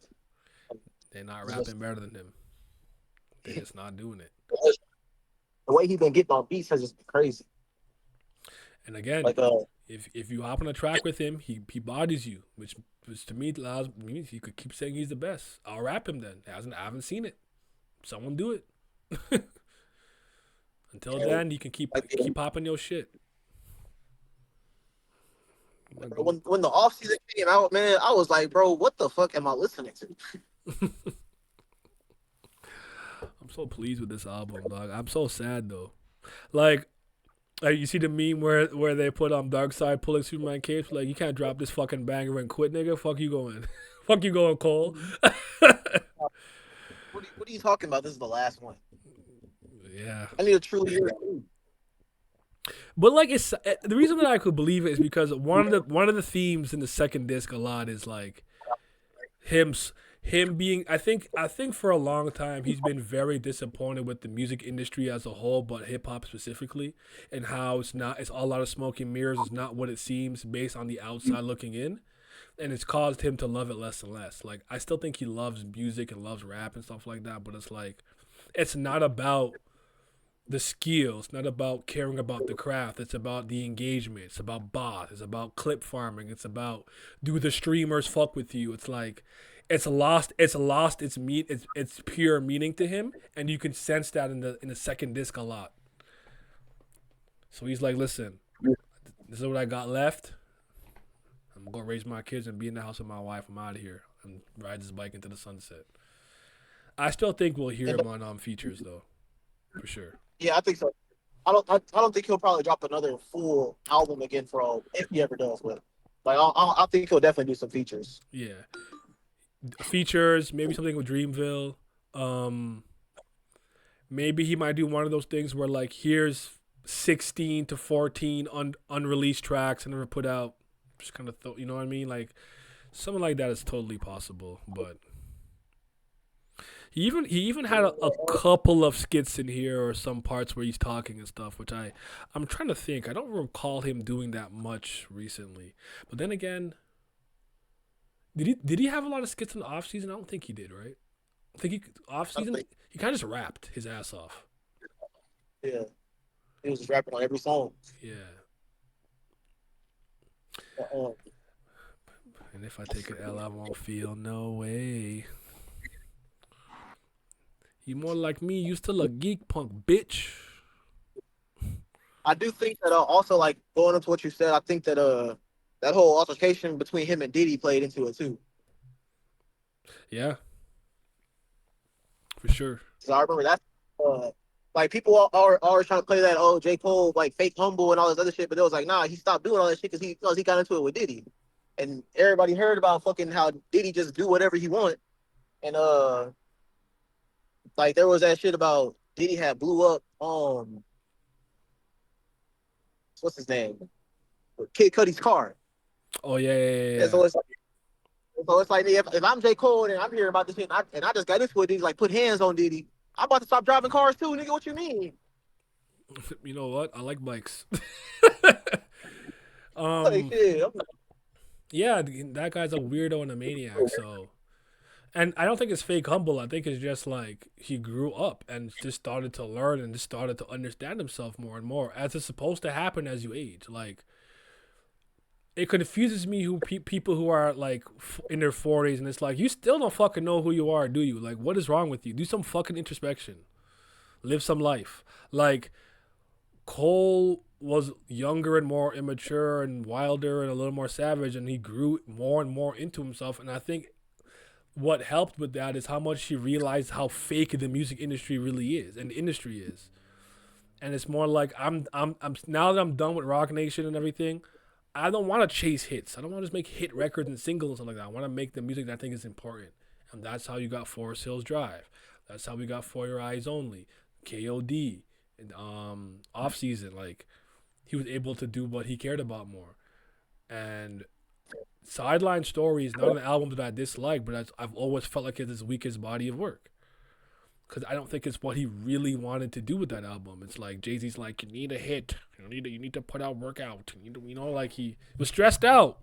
The nigga basically gave us his first album for free because Jay-Z wouldn't let him put it out, which was Friday Night Lights, which is one of the greatest fucking mixtapes I ever heard in my life. I'm lying. I think it's the best. It's my favorite, but I tried to be objective. Fuck that. That's the shit is the GOAT. That's the GOAT mixtape. So, oh God, I didn't even know what to expect from this album. I keep saying it, but I'm just so pleased with what I got. And I'm not with the people who think he should have condensed it to like 18, 17 songs. I think he smacked it out the park, 24 for 24. I really do. I don't know if I asked. Actually, see what you're gonna say first, and I'll ask you the question. Oh, no, I was gonna say, shit. Honestly, to me, he could pull a LeBron and re-release it again and add 2 more, and I still like it. And another one for you. And another one. Here's 2 more for you. Hit us with a deluxe, the fall off deluxe. What I was gonna say is, I've seen a lot of discussion about which disc is better, disc 1 or disc 2, and maybe at some point I'll get there, but I'm just not there yet. Like I'm looking at this as a complete full body of work. Like I can't separate the two because I think they go together conceptually. Here's me revisiting my hometown at 29. Here's me doing it at 39.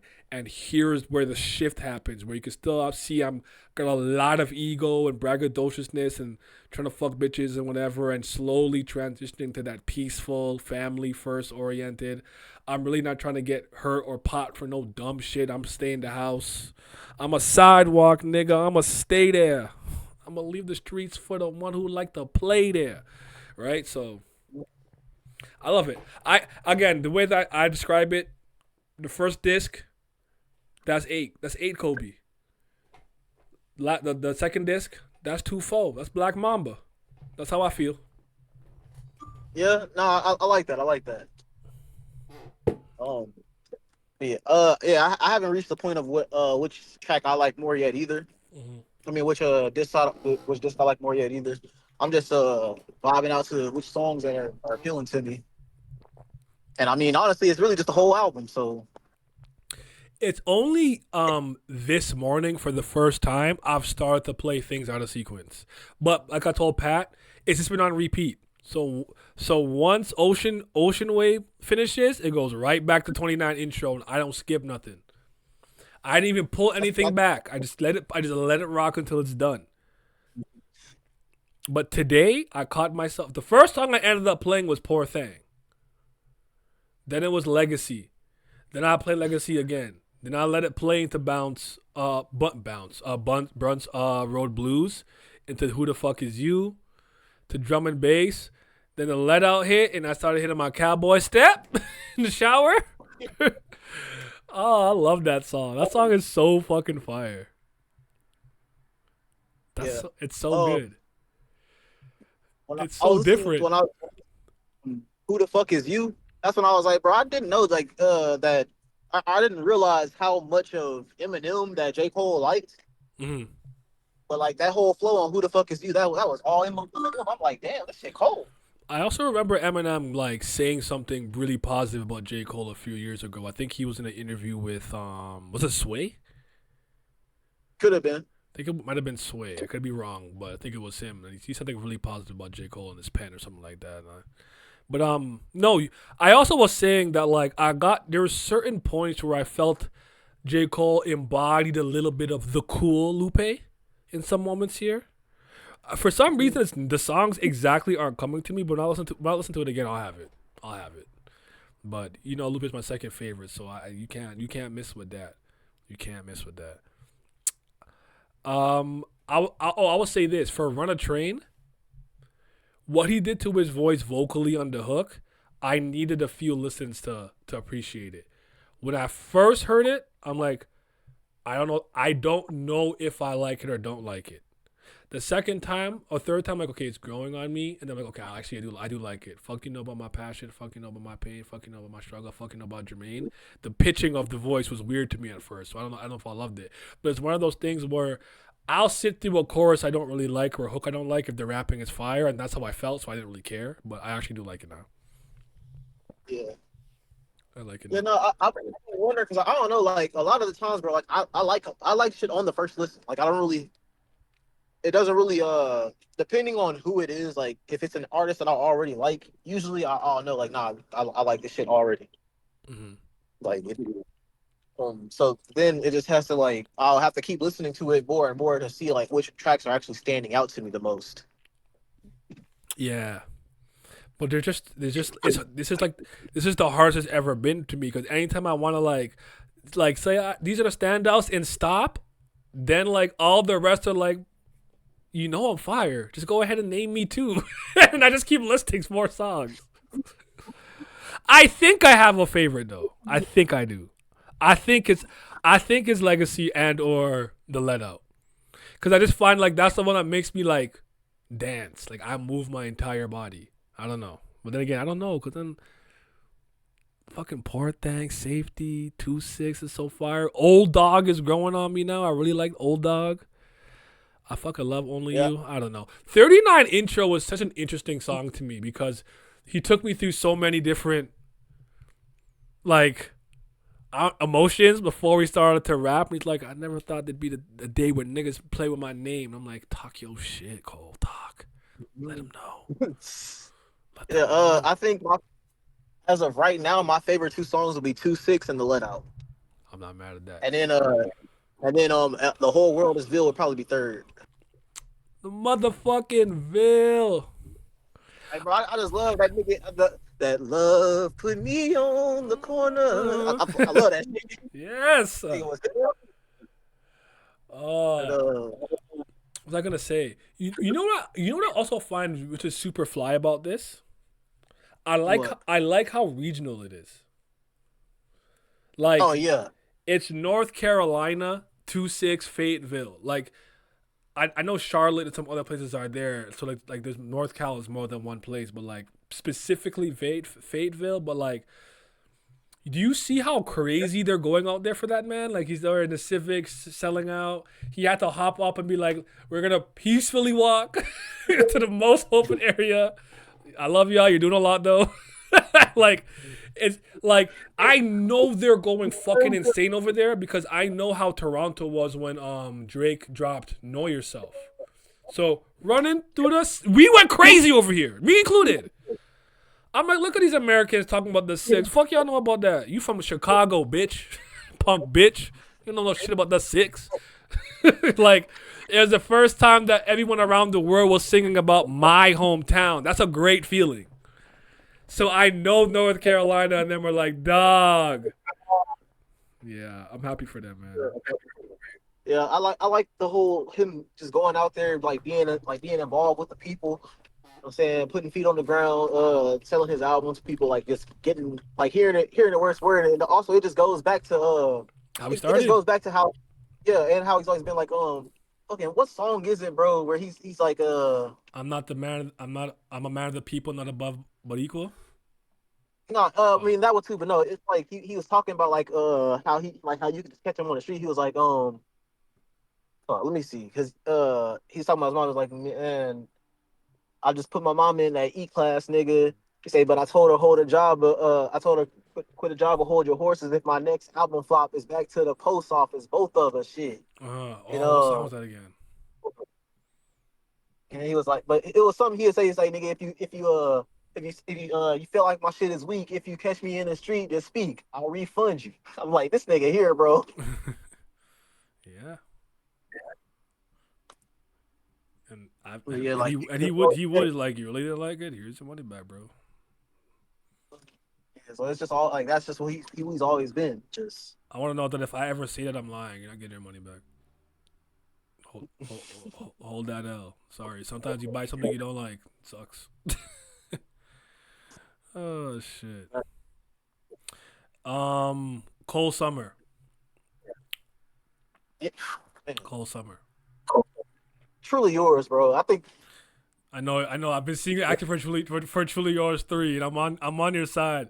I just haven't said anything because I'm like I don't believe I'll get it. I don't want to put my hopes. I don't want to put my hopes up. But you know what? I need to speak truth to power. Words have power. I need to start manifesting it. That's what the bitches be saying, right? I gotta manifest my shit. I'm like, bro, look, I'm cool with no other album, bro. Like, I'm cool with that. But I need a Truly Yours 3. Mm-hmm. Announce that tour. I'm paying top dollar for that tour, bro. I gotta be there. I have to be there in a good seat. I'm paying top dollar. I'm ready to drop $600 on a ticket. I'm not even gonna hold you. I need it. I did not get to see him when he came down here. The other times he's been down here. One time I wasn't in the country when he came down. I'm like, wow. And then the Dollar in the Dream tour, which I could have been to, I was so fucking sick that day. I was sick like fuck. Like, not even like I could thug it out sick. Like, nigga, you can't leave bed sick. I almost killed. I tried to, like, I damn near drugged myself. Like, I took like 5 Tylenol. And the daily limit's like 6 or like 8. Took like 5 Tylenol, rubbed Vicks all over me. And, like, you know the inhale, like, Vicks, like, to clear up your nose? You know you're not supposed to overdo it because it could fry your brain. Nigga, I was trying to numb the feeling in my eyes and head and everything. It didn't work, bro. I just fucking ended up passing out again. Fucking vomiting. I tried everything. That's like, I was, like, distraught. I was so mad at my body for getting sick. The one time I didn't need it to get sick. And then, sorry, real quick. Then I didn't get sick for like a decade. I just got sick on that one day. What the fuck? Like, nigga, I got sick for like the first time like a year and a half ago. Since I was like 22. Nah, I'd have been mad. But yeah, I missed the Dollar in the Dream tour because I was fucking at work. Bro, I was so pissed off. I would have left work for that one. But you guys are all better men than me. I hate working. I'll be like, I'll quit this job for Chico. I ain't shit though. Be better than me, kids. Don't listen to me. I'm that guy who will take a week off of work to play Zelda. I'm not going to work. I'm in Hyrule, nigga. He's like, work is in the kingdom. I'm at the very least though, like, once I got you have a notice from me, like, again, the day I knew March 3rd, 2017, Switch and Zelda, my boss knew from December I won't be here for a week. I'm gonna be in a wedding in New York. Nigga, I was not in New York. I was in my room playing Zelda.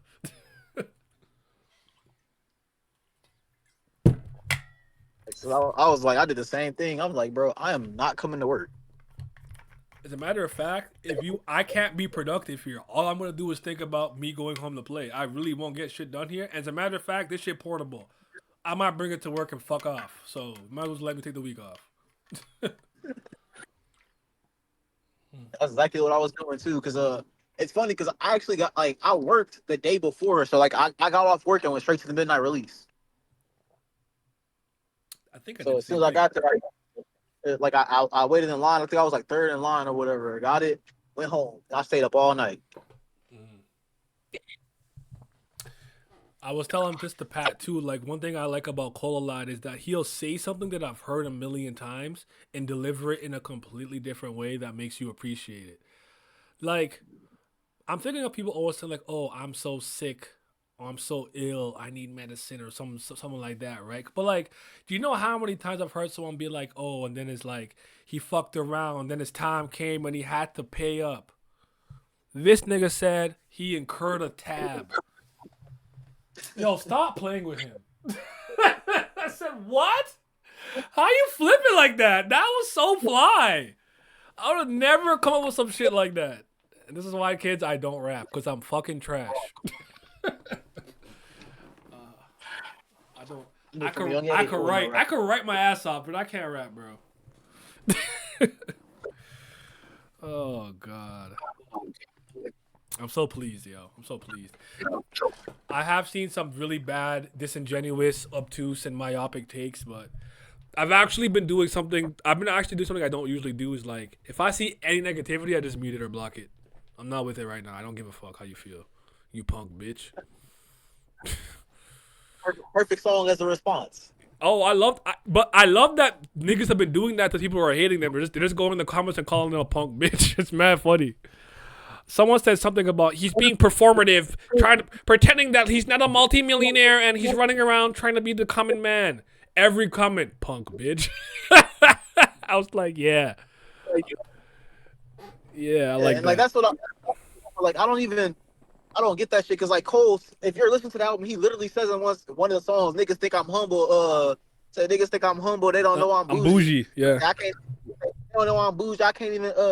He said I got standards, nigga. I can't believe you in a manner, nigga. Can't mean a manner, nigga.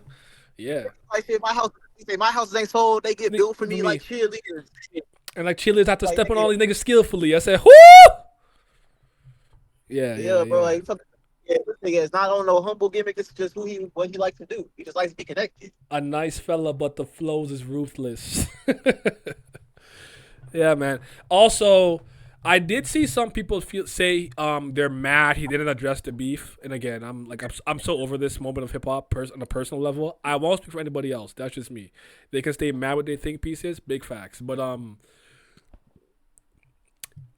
if I remember correctly, he did pay tribute to it on Clouds. I know he spoke about it on Port Antonio, and then for the birthday blizzard, he spoke on it. He's done. He said what he had to say. I'm going to lead with the skill, nigga. That's what he said. All right, bowed out. You guys said I can't, whatever. All right, well, I'll just lead with the skill, and let the chips fall where they may. But I will just argue that what if was his like metaphorical, non-literal way of kind of speaking about the beef with Tupac and Biggie, Drake and Kendrick. Like I got that as a secondary layer to the song. So that was it for him. And what is he on? He's on me. He's on my timing. Because of you fuck niggas, I'll never get Shock the World, Temptation, the Black Friday shit, like with Kendrick and Cole. That wasn't enough for me. I never got a Cole and Kendrick proper rap feature. So fuck y'all. I hope you're happy. Yeah, I want it to beef and be lame. So well, I want a Big C3 song. I wish First Person Shooter had all three of them on it. I do. In another timeline, these niggas are all made a collab album. I wanted it. But I guess beef or whatever. Nah, that should have been some gas too. That's what I'm saying. Damn near 2 years ago, it's time to move on. That's what I'm saying. I like the album. Like is an understatement. LOVE space IT exclamation mark. I love it. I kind of track 39 had sort of addressed the beef a little bit. I don't know. He did. When he was saying like niggas are playing with my name. I never thought the day will come. Niggas are playing with my name. Yeah. So I was like, yeah, because niggas was playing with your name, Cole. You had to let them niggas know. Yep. And he shot at some people. Again, he kept it whatever. But like, I know Simba replied, but like, I'm not giving that nigga any clout. I'm not clicking on anything he's done. The other Simba guy who like rapped, you let Jid down or Boss down or Dreamville down after the beef. I'm like, you are clout chasing like a motherfucker. You're a loser. So when Cole humbled him on Birthday Blizzard, I'm like, I'm cool. That's enough for me. I don't want to hear your reply. I think it's called father figure. No one cares. I generally don't know if he's popular or not or whatever or got motion, but I literally don't care about you. So yeah.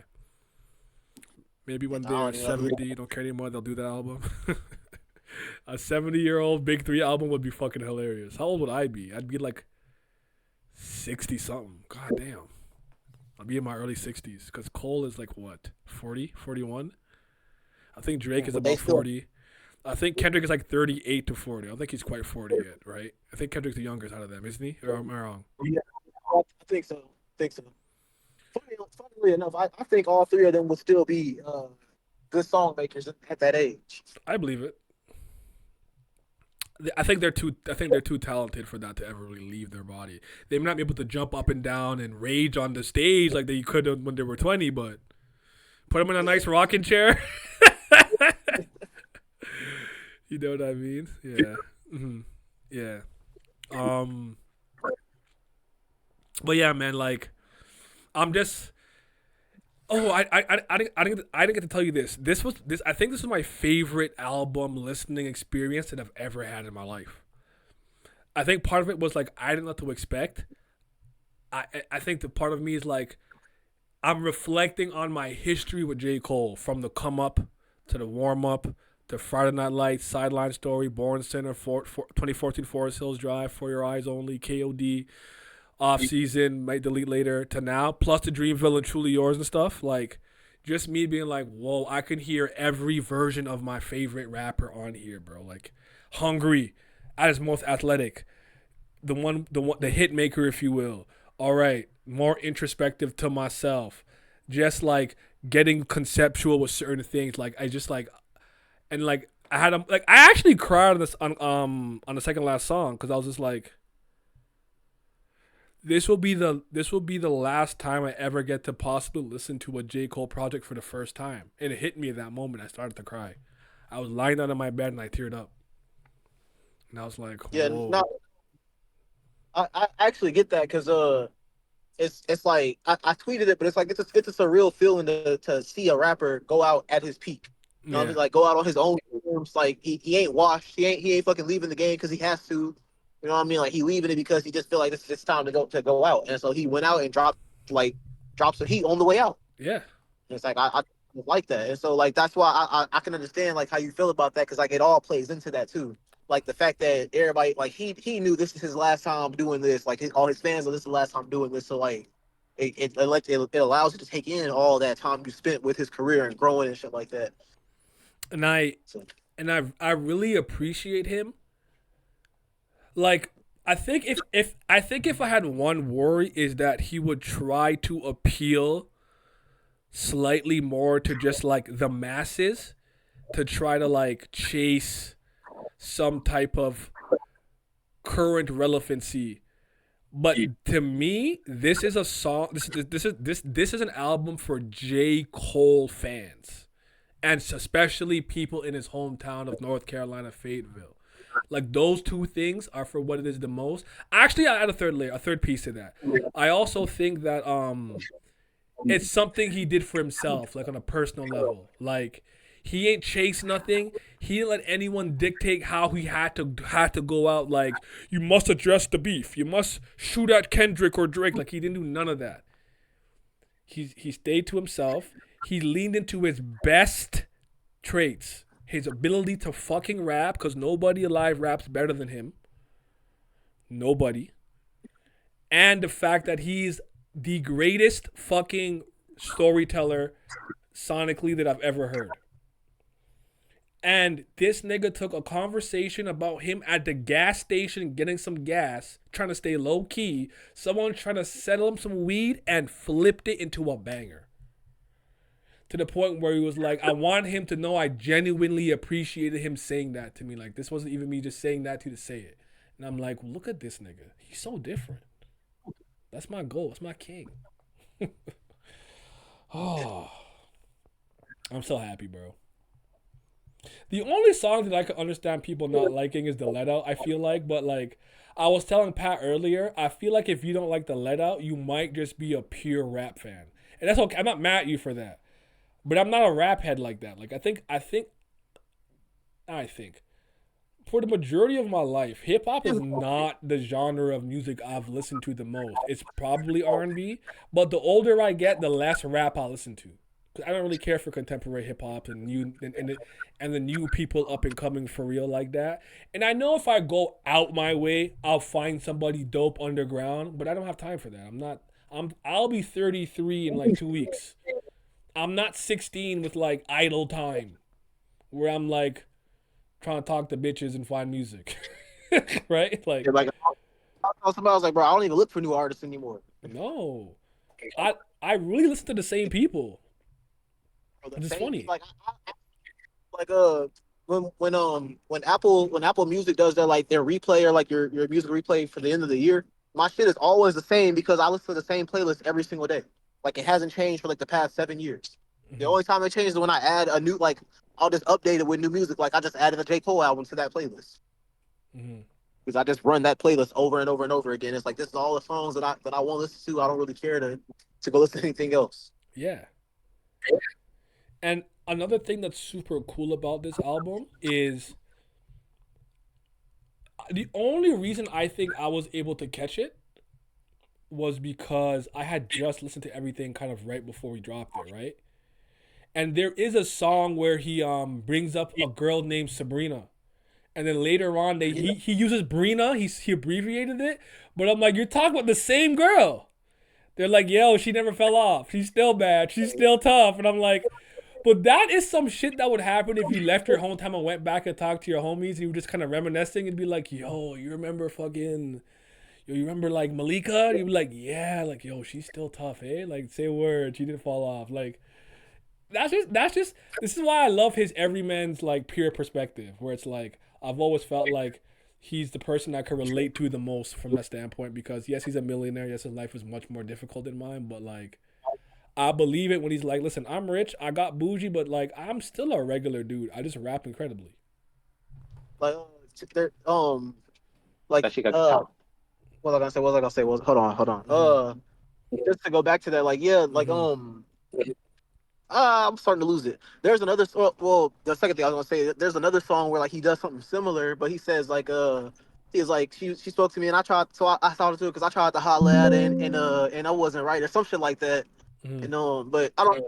I can't remember the name of the song, but like he does stuff like that a lot. And then now I remember what I was gonna say.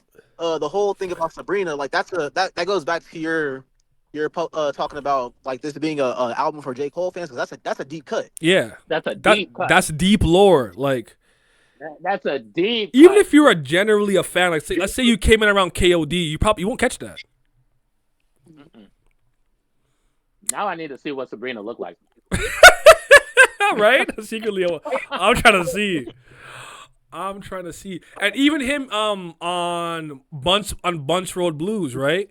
Where he was like talking about putting the condom on. He's like, okay, I sound like a broken record. I'm sorry, you know the song, but I come from the brokest of homes. He was actually kind of referencing two things. Obviously, some of the old music back from 2014's Forest Hills Drive and whatnot. But like people trying to make the joke that, oh, he's always talking about him being a teenager and getting a boner or whatever the case was. And he was like, I really had to navigate this completely on my own. Sorry for sounding like a broken record. I come from a broken ass home. And then he passed the baton to Future, and then he passed the baton to Thames, and then Thames did her thing. Yes, Wet Dreams, exactly. I never understood that though. Like, I'm sorry, the rapper that always tells us about his life is not supposed to rap about like one of the most important developing periods of your life. Yeah. I'm so confused. Mm-hmm. You niggas sit on the internet and talk about how y'all was doing in high school every single day, but if he gets on a rap track and talks about one particular day, it's a problem. Yeah, and again, like if I promise you, if I could rap, I'd have a song about losing my virginity. It's a big moment in any man's life. Exactly. Like, what? But I can't rap, so all I can do is just tell you the story in a monotone way. My mind went to question immediately. Do you think this is actually his last album? I could see it, but I think he might do a Logic, keep making music. I actually have no idea what Logic is doing. But I think you'll hear features from him. I think if anything, he might drop like unreleased songs and stuff. But I don't think we get another project from J. Cole. I think this is the last full body of work we get from him. But I think, like, I would not be surprised if Jid drops a song and you see J. Cole as a feature. So, yeah, that's my best take. He's one of those people, again, maybe he gets the bug, he gets the itch, and has something to say later on.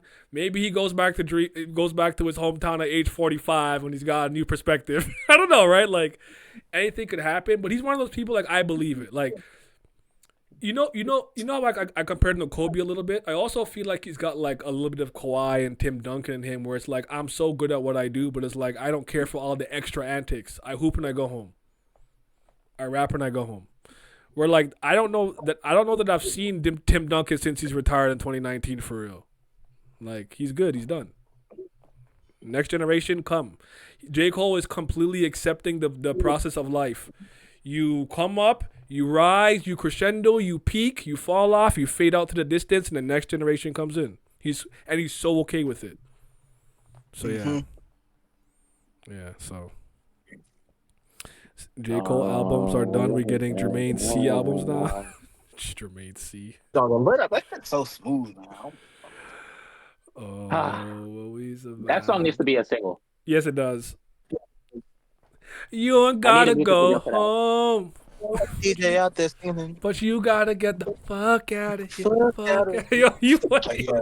And you slide gotta. in. I love that song, dog. You talking about some? He trying to get out the club because he heard niggas moving the Mm. barrier. She Yep. gonna wrap her arms around his waist, saying, "I want you." Yep. He's like, no, no, no, not right now, not right now. Hmm. Yeah. Yeah. Yeah. If I were a rapper, I would make albums until I die, but that's just me. I think I everyone's mean, viewpoint is different. But if you're, a lot of rappers do that. yeah, or take Leave a, the game. or Leave you. leave the, you have to leave the football before the football leaves you. For the reason, part of the reason I believe it is because I think what he's saying is, I think he's being very honest with what he's saying. Like, again, one of the themes of the second disc specifically is falling out of love with hip hop, or at the very least, hip hop going from his first love to a side bitch, if you will, right? And again, it's all the antics. It's the dick riding, the hating, the bots, the engagement farming, all of that stuff. He's not with it. It's not the era that he cares about or grew up with. So like, I'll just bow out. Y'all do what you got to do and see where the game goes from there. So, like, I believe him. I think I would stop at some point, but I think it would depend on when I started. Let's say somehow I started at like a Nas age of like 16. I might be done by like 35. But if I really blew up at like 25, I'd probably rap into my 40s. You know what I mean? I think it would matter. I think I'd want at least a 20-year run of being like, but I know me at some point, I probably maybe wouldn't stop, but like, yeah, you'd get an extended break from me, and then like maybe like, okay, yo, Naya, I fuck with you. I'm an up and coming rapper. I'm like, I think you're dope. I'll hop on your song. I got you. You know, like that's the best that I can probably give you. But I can't rap. I need, So. I need a Black Album esque return from this nigga at like 2030 or some shit. Say that again. So I need a Black Album esque return from J. Cole in like 2030 or some shit. That'll be dope. Oh man, but at the very least, yeah, we got 24 songs to go out with, and probably a bonus. I gotta get that vinyl too, yo. I gotta get it. I need it. I gotta get it. Like SpongeBob. I need And I have every CD, except the Fall Off now. But I'll get it. I'll get it for my birthday for my best friend. So just gonna wait. But oddly enough, I don't have anything really to play a CD in, except if I put it in like my PS5 or some PS3 or a 4 or something. I just named all the wrong PSs somehow. But but I have a vinyl player, so the vinyl's getting played. The vinyl's gonna get played. I like vinyls. I don't know when I started liking them, but I like them. They're cool. You gotta go. I'm going backwards. You hope to get J. Cole and Eminem song at least once.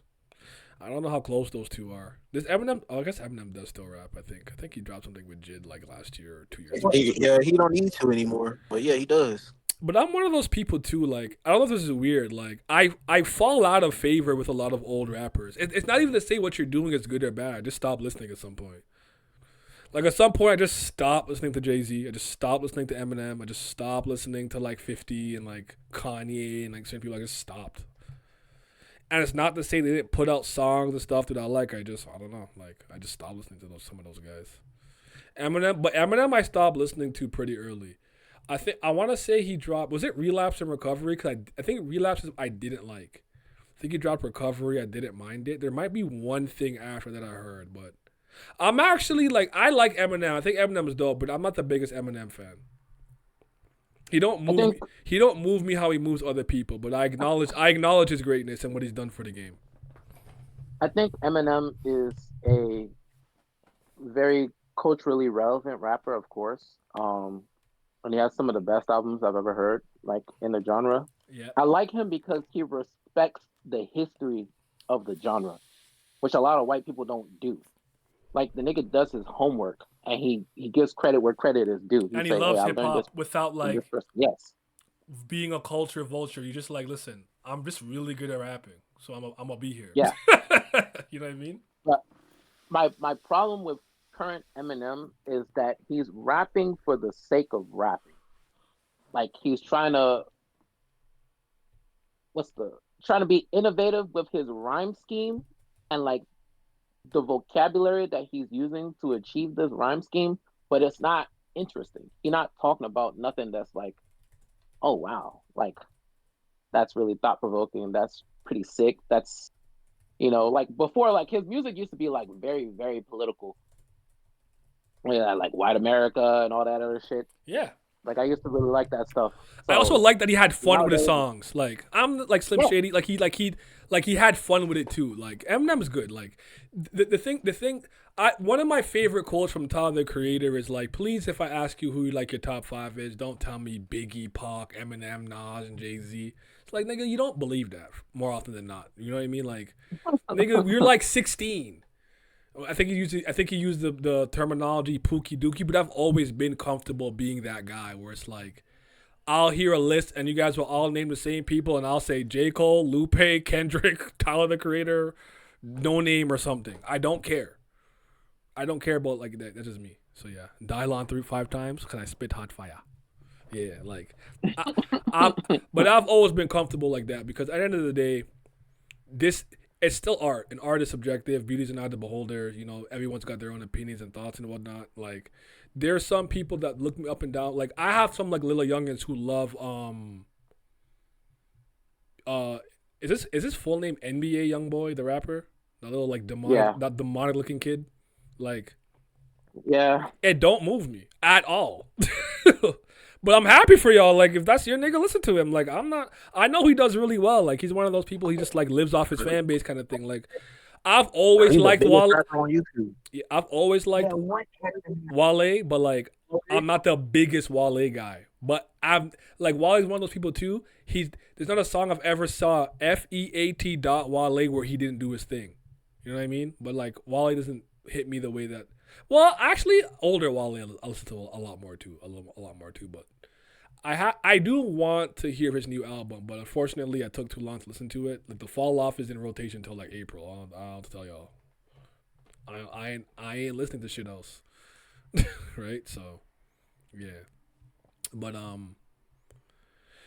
yeah, I've learned to respect the different types of hip hop, eras of hip hop, and just different types of listeners. But again, I'll always be the guy who just likes traditional MCing, rapping. Like I said, you can go to the ocean and rap over the sound of the fucking sea. If you saying something, I'ma listen. That's just me though. That's just me. Technically, the best rapper was MF Doom. He's one of the best ones for sure. Yes, I don't think he's the literal best, but he's one of the best rappers for sure. I like MF Doom, but you can't get turned up to his music. I can. I think I'm weird like that though. Like people here not like us and want to crip walk. I don't want to crip walk to that, but I'll do it to the who the fuck is you. I'll get him out. I'll start dancing to that. But I've always been like that. Like a boom bap song will get me hype more than like a traditional single type song. If that makes sense. Like people will think Joe Budden and go straight to Pump It Up, and I'll go to NBA. Going broke again, never going broke again. Like that's like the single for Joe Budden that stands out to me. Not Pump It Up. Y'all seen the RDC skit on J. Cole? I've seen it a few times. Oh, actually, Alan, since you're here, I can show you the video I want to show. I showed Pat earlier. I'm gonna put it on. Yeah, that video is a classic. Let me just put it on Discord real quick. Actually, is he there? He's muted right now. Hold on. I'll make sure. Let me make sure he's there first so we can see it. But nah, man, I'm very pleased. I'm very happy. I want to see what else comes out this year and how. Oh, I forgot to say this too. This is one of the most important things I wanted to say. I disagree. Infinite. I be crip walking to Doomsday and one beer. Yes, these are good songs. I didn't expect this album to have such replay value and lasting appeal.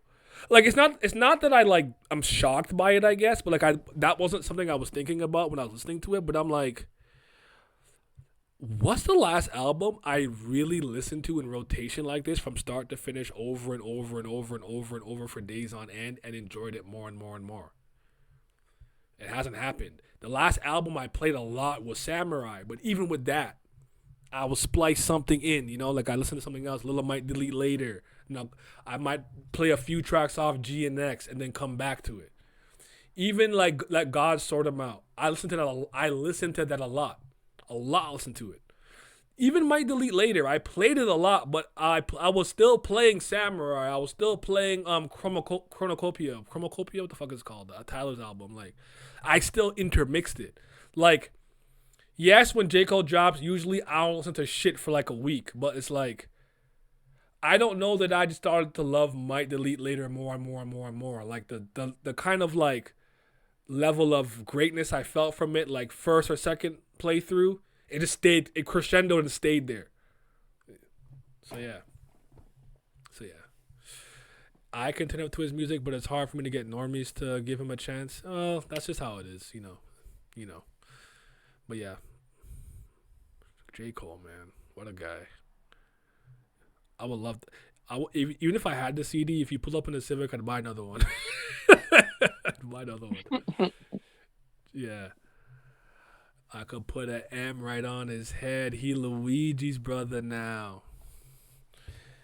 If you hated on a nigga, please don't greet me with a pound. Oh my lord, that nigga is so good. And it's a funny thing too, where I feel like his greatest strengths are being being levied against him as criticisms.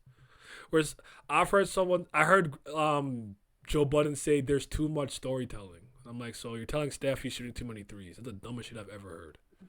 Because you literally, what the fuck? Like, I don't understand what goes through this nigga Joe Budden brain sometimes. Because he'll say something really profound one day, and then the other day you sound like a dumbass. Yeah, it's true.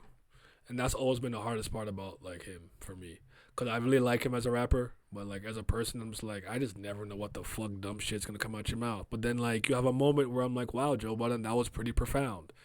And then in 5 minutes later, you're something even dumber than the last thing I've heard him say, and go, oh brother. So yeah, you're welcome for getting me to 900 subs on your channel, Naya. It was on me. Thank you for your help. Yeah, that J. Cole video is doing well. I think it's at 2.1. Like what?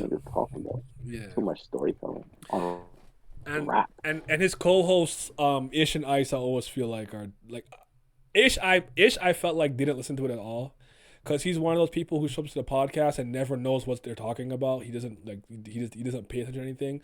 And Ice literally has the worst taste in music I've ever fucking seen. So I don't care. It's just Tweedledee and Tweedledum. They just dare to fill out the cash. Yeah, and Ice is one of those niggas where I'm like, you are literally Joe Budden's friend. You have no skills, no cachet, no abilities, to the point, literally, you got made fun of for that. I saw a snippet on Twitter of somebody laughing because, you know who Imani is, a singer, right? Imani. He was like talking about like Joe's like rapping ability, and like Ish can like sell houses and whatever, because he's like a real estate landlord guy. Parks is a producer and beat maker and stuff like that. And he was saying like Ish, like for you, like not Ish, Ice, it's like if you put out a tweet, and I'm like, and everyone started laughing because like you got no fucking skills. The nigga said put out a tweet because you used to be a Twitter menace, like that's your skill. Like you are the embodiment of like the Knives Out movie, the second one, where they were saying everyone was sucking the teat of whatever the billionaire guys was. Where like you're all like on his like payroll, and I'm like, you are literally Joe Budden's friend. Like nothing you say matters to me. You're actually a clown. And you're getting played by a girl. That girl runs that relationship. But let me not leave it at that. Cause I'm one of those people, like, I've never cared about like you agreeing with me. But I'm like a math teacher. Show me the work. If your reasoning is stupid, that'll piss me off more than your big picture takeaway. Like you could look me in the eye and be like, listen, I'm not a LeBron guy. I don't really care for LeBron. But if you tell me like LeBron is like top 40, I think you're a fucking dumbass. Right? Like but with all due disrespect, you're a fucking moron. Like I don't know what to do with that information. Like I don't care that you like him or not. I'm not even a LeBron fan. But my point is, your reasoning sounds to make sense.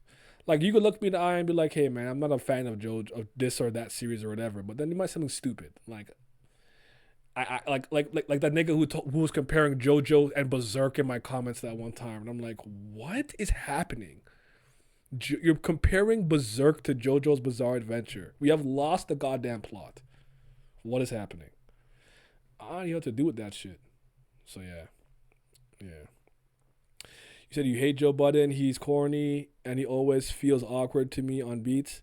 I'll never take away his rapping ability. That nigga can rap, but he's a weirdo for sure, and he is corny. Yeah, he's just strange. Yeah, he's But just he can strange. rap. I'll never take that away from him. Slaughterhouse, Microphone, him, Joey Ortiz, Crooked Eye or King Crooked, I think his name is now. Royce the 5'9", like them niggas can get busy, but just because you can rap doesn't mean you make music people want to listen to. And Joe Budden, I think, is one of those people. I don't think people really cared like that. But then again, he was like on all kinds of drugs for so many years. I think it was on oxycontins and he's popping pills. Like he was Oh, that off. Pump It Up was his biggest song, wasn't it? I think so. Yeah, yeah. That's not. I think that's one of his worst songs. I actually like.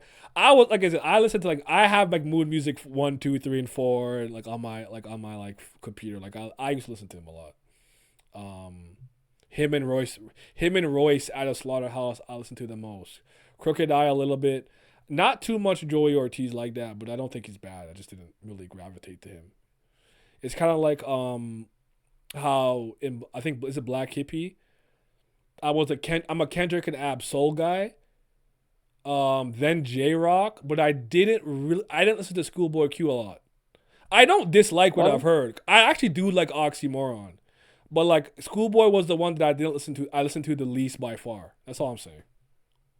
Yeah, Schoolboy was actually my favorite in TDE for a while. I'm not mad at that actually, because I do think Oxymoron is a really good album. I think it's like if I probably made a list of my 30 favorite albums, Oxymoron would make the cut. It's good. If you are hating, then hate, but don't fix your mouth to tell me Oda is a hack. Yeah, yeah. Nah, hey, look, no, for real, Chief. Like niggas be hating, and then One Piece is the perfect example to use. They'll say they don't fuck with One Piece, da da da, this, that, and that. Then you ask them what they like. Nigga tell you about some fucking fairy tale. Punk, get out of my comments, punk bitch. Go put your L Like up in the air, you punk bitch. I can't engage with you anymore at that point because you've just proven to me that you're an idiot. And there it is. Nothing else needs to be said. How do I feel about Joey Badass? Joey Badass is one of my 10 favorite rappers. I'm a little disappointed by his latest album. I don't think it's bad. I just feel like after he basically battled the entire West Coast by himself and in my opinion came out on top or looking the best, I expected more and a bit more of like a hurrah from it, but it like came and went, and no one really. I feel like no one really cared. I did learn in hindsight there was some type of label dispute issue he was having, so that could have played into it. But yeah, I actually meant to finish listening to Chance the Rapper's newest album because I heard it was really good, but I haven't really been tapped in with Chance since. What's the album he made Coloring book. where he's like, I love my wife, I love my wife. Ah, that, I'm sorry, I have that opinion too. I didn't like it like that. I like acid rap and like I think the project after that maybe, but I don't know if I kept up. I didn't keep up a chance. Coloring Book, I think, was the next one after Coloring that. book, okay. I think you're right then, Pat. Coloring book, I think I do like coloring book, but Coloring book is amazing. yeah. He needs Did to get back to that. Did you guys hear his newest album? No, I don't think I have yet. Okay. But I did y'all didn't hear listen it, to but I heard it was good. y'all listen to his, like his side album, the where he was in that band? Uh No, I didn't know he was in a band. yeah. Mm-mm. Let me see. I'll have to look it up. I'll look it up and I'll let y'all know. Hmm. But yeah, I like Joey Badass though. He's one of my favorites. Pro Era, 1999. Like, if I remember correctly, I think it's 2017 is when All American Badass dropped. That was my favorite album of that year. So yeah. But can we all agree Drake is a weirdo who needs to quit rapping? I'm sure Pat agrees with you. I'm indifferent. I'm not one of those people who really care. I I'm don't think he needs to quit rapping. I just think he should stop being so fucking pussy about being insecure about his status amongst the top rappers when he's not putting out enough quality rap content. He Mm-hmm. wants it both ways. He wants to be known as the top artist and the top rapper when you're only good at one thing right now. It's hard. Drake has always been hard for me to comment on, just because I don't listen to Drake like that. Again, I've always said this. He's been on features that I like. He's got projects that I like. He's got songs that I like. But the first time I took in Drake's entire discography was in 2024 after the beef, and I came on stream and spoke about it. I never listened to Take Care and Views, and I think the only two I had listened to was Nothing Was the Same, the one that had Know Yourself on it, Running Through the Six with My Woes. Uh-huh. That was Nah, Yeah. that was on Views. okay. So I heard Views was the first entire Drake project I heard, but I never replayed it. I played it once and just pretty much bumped Know Yourself. The second one I think was called like Dark Demo Lane Tape or something like that. I don't even know why I listened to it, but I didn't dislike it. I liked it. He has that song with Chris Brown called Not You Too. I like that record. I like that record. Yeah, the Chance the Rapper album is called Surf. Donnie Trumpet and the Social Experiment. I don't think I heard that. Okay. You know who's a rapper that I tried to listen to like December randomly, and I'm like, why did I ever like him?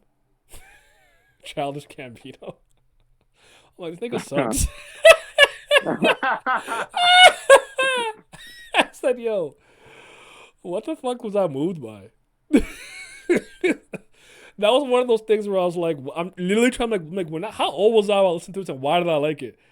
He still got songs I like, but I'm like, I do not fuck with this nigga. I really don't. Shout out to Atlanta though, it's a good show.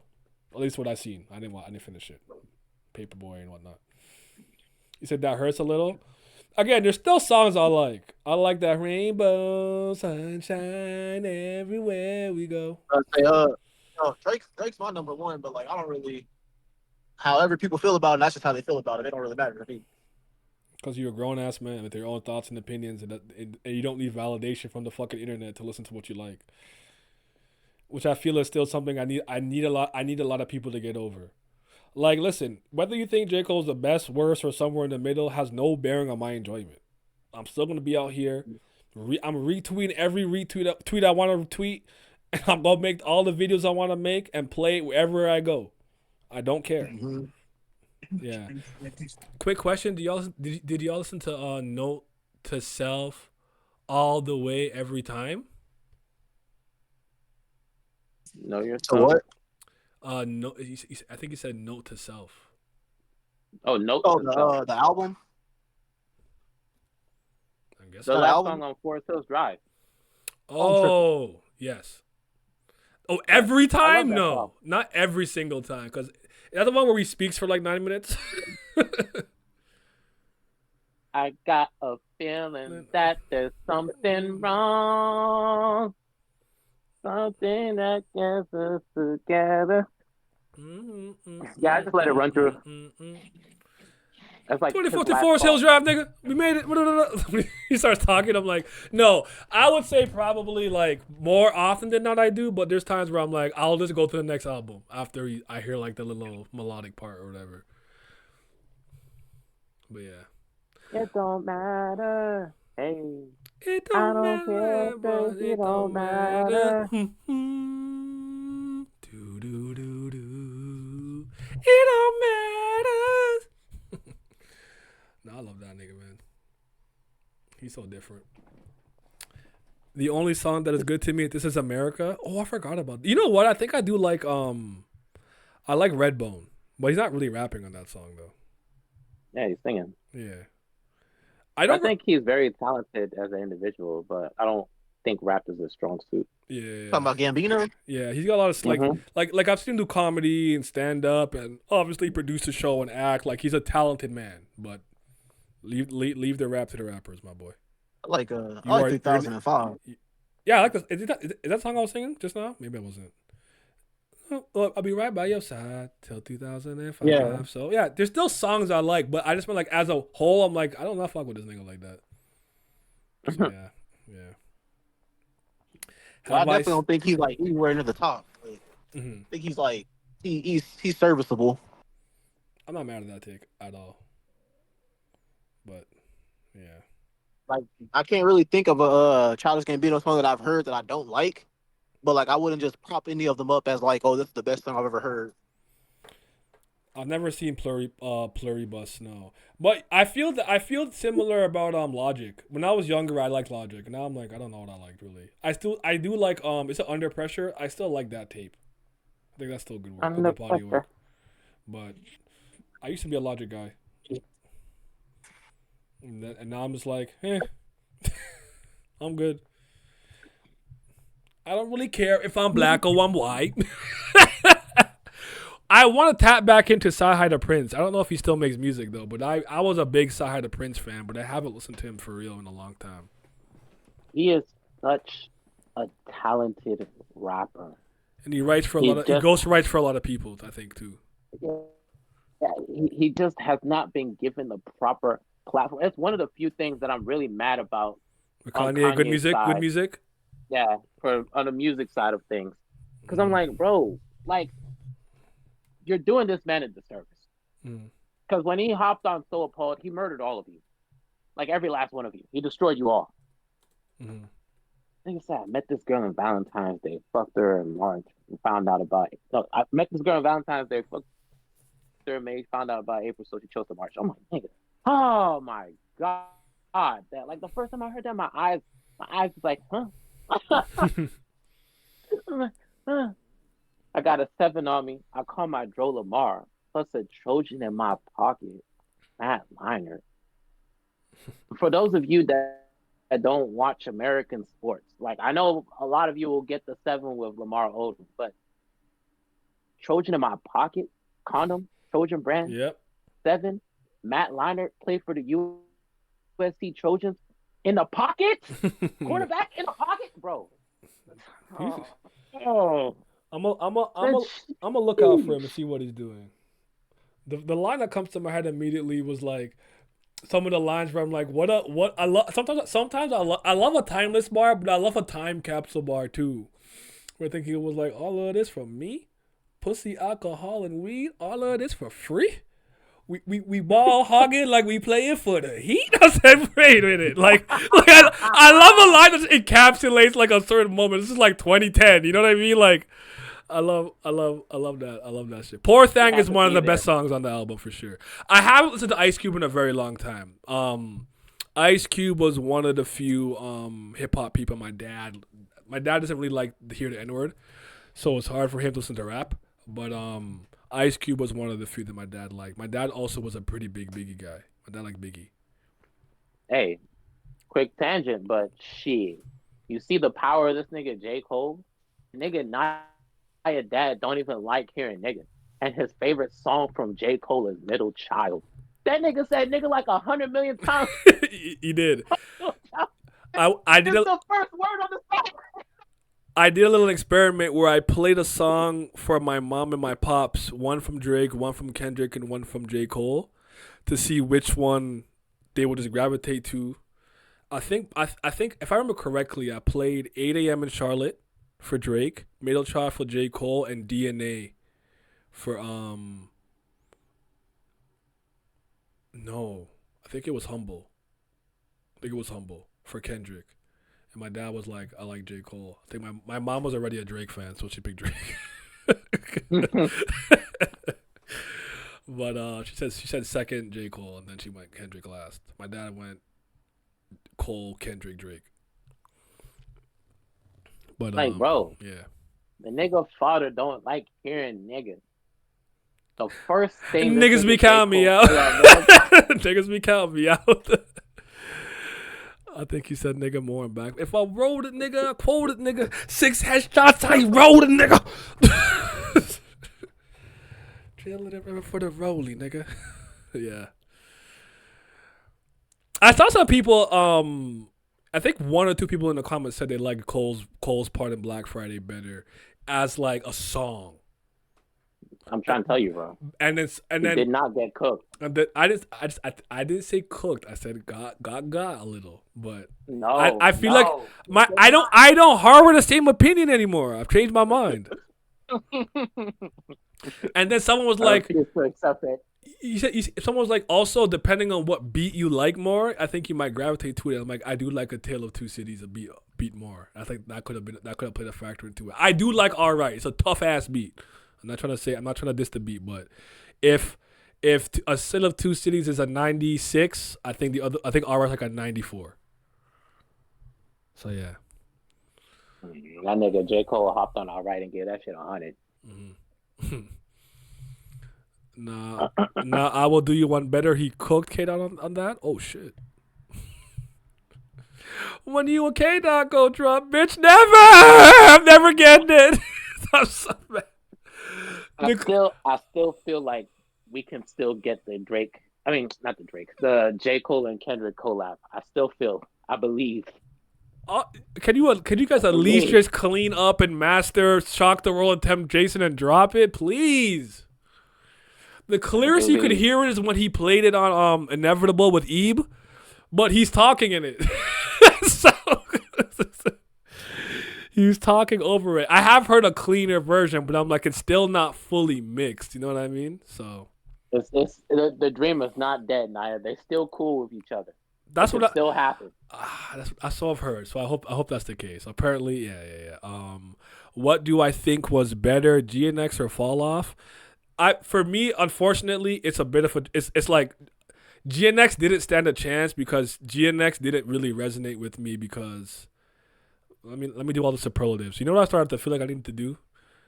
As much as I'm right, as of right now, Stephen A. I'm the angriest that Stephen A. has ever been because he's been saying some stupid Republican shit that I don't like. But, you know that ticker he used to use anytime he had to call LeBron the second best player in the world.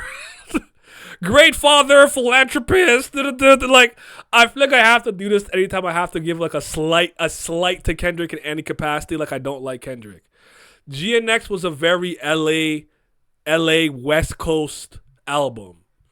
The songs like Gloria and Reincarnated or whatever, when he's just rapping, plus TV Off and Luther, I like all those songs. When he's doing the West Coast shit, I am Canadian. I don't understand that. So none of it resonates with me.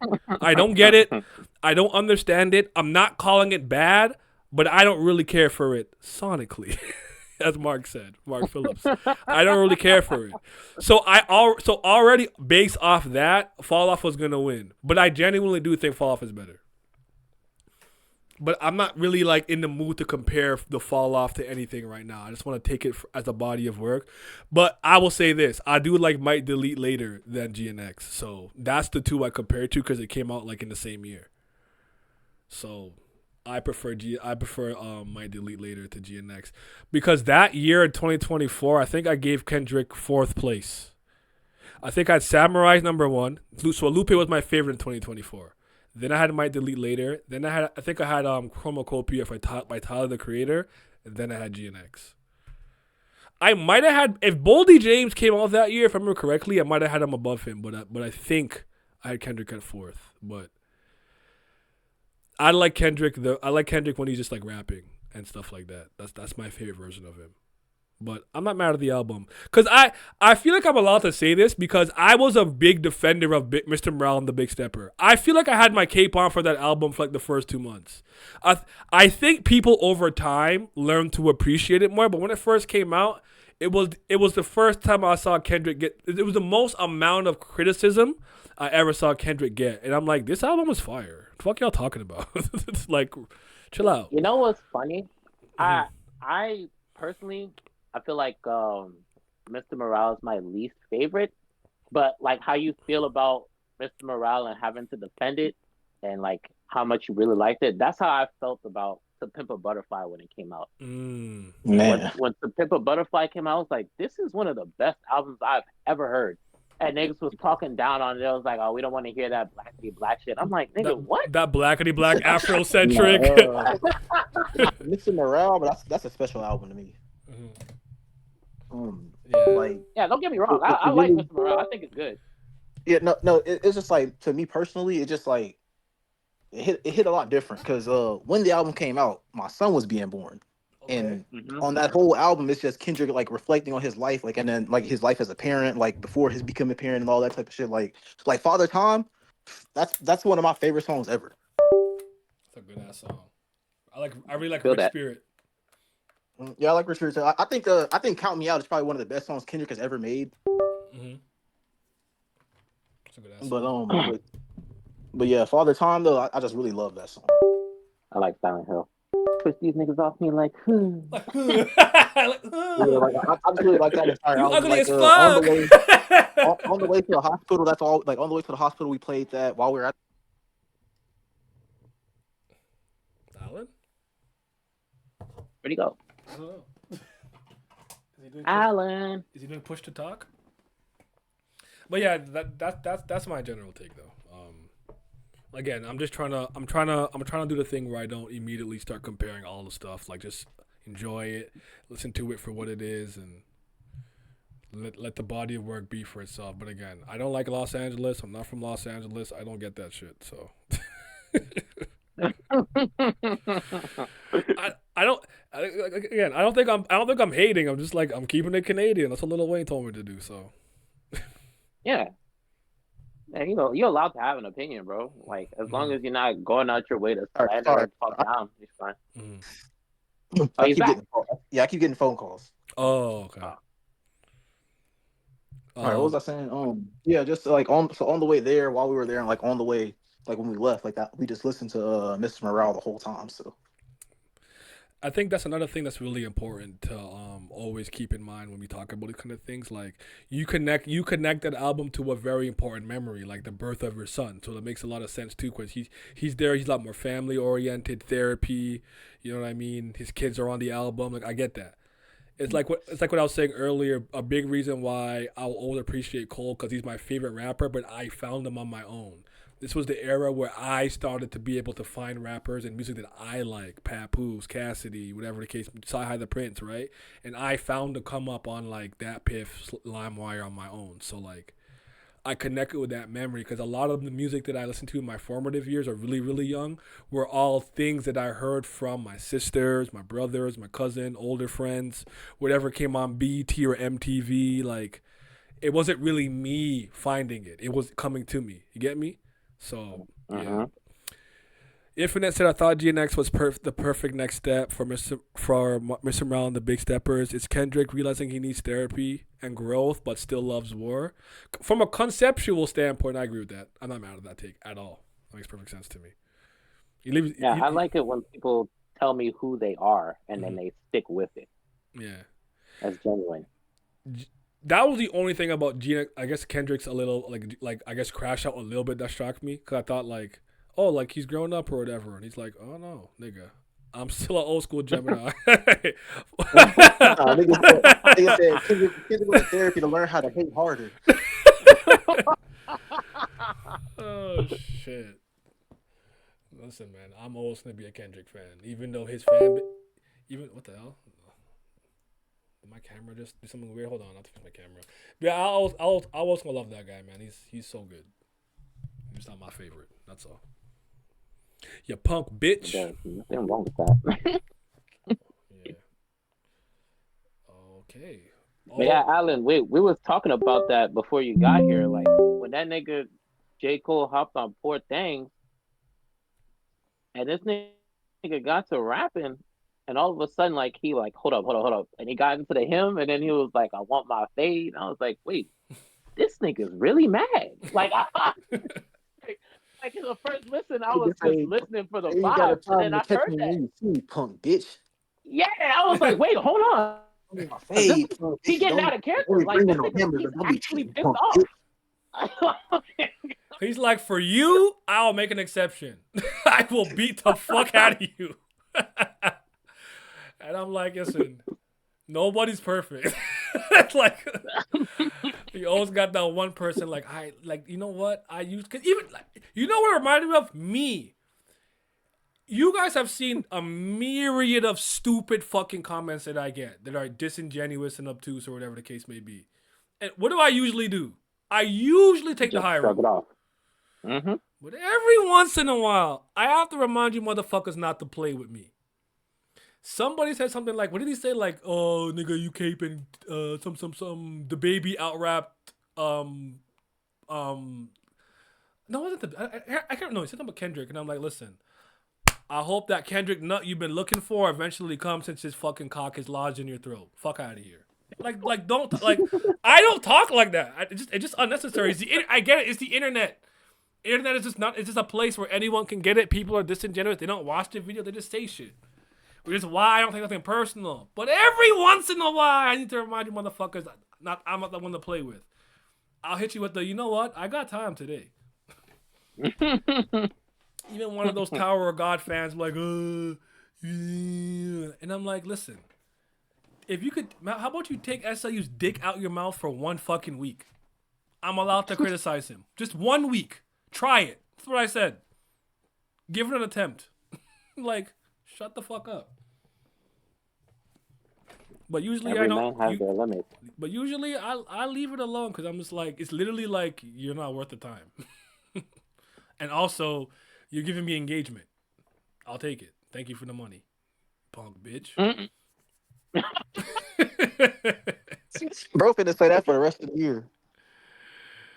I think the first internet crash that I had was against Nick and those guys. Because they were just in a group hating on my Tower of God content instead of fucking with me. Because I had criticisms. And I'm like, you niggas talk about Tower of God for free. Fucking losers. Yeah. Shut all that shit up. So yeah. Today I want to play in the pig pen. Exactly. I'm going to get in the mud today. But yeah, man. Incredible album. I don't have a score yet. I don't know where it ranks. I don't know what to compare it to. I'm not into that right now. I'm just enjoying listening to it. Just, yeah. What an incredible piece of work. Oh, Alan, you're here now. I can show you the video I wanted to show you. I'll play them. Album is. Yeah, I'll play it in Discord so you can see it. But I'm calling it the greatest review of the Fall Off ever. Oh fuck, he muted again. It's infinity out of 10. Okay, I have to wait till he comes back, and then I'm gonna get him. I'm guessing he's driving or something. I think for the time being, I've said mostly what I want to say. I am going to drop my own review on my second channel and then move on from there. I actually plan on listening to it on stream, but we've been live for almost 3 hours. I'm not doing that now, so that's an hour and 41 minutes of my time. You know what's funny though? I'm gonna do it by myself anyway, so I guess I might as well. Like as soon as this on, you see this beat pill behind me? I'm about to press power. And I think the last song that I left off on was the Let Out. So I'm about to let it fly. I do have some editing I want to do though. Cool. Maybe I'll do it on the weekend or something. Actually, it just shows you how much depth this nigga has, bro. We can talk about him forever. Mm-hmm. Also, but the weekend is Valentine's weekend though. Okay, maybe not this weekend. I'm out of commission. Yeah, this weekend is clipped. Yeah, it's cooked already. It's flipped, bro. We know what it is. I accept my fate. I shan't run from it. But second week of February every year is clipped. Can't do shit. Nope. All right, I'm back. Okay. Oh, you're back now. Okay. Now stay here. I have to show you a video. I'll put it on Discord so you can watch it on Discord.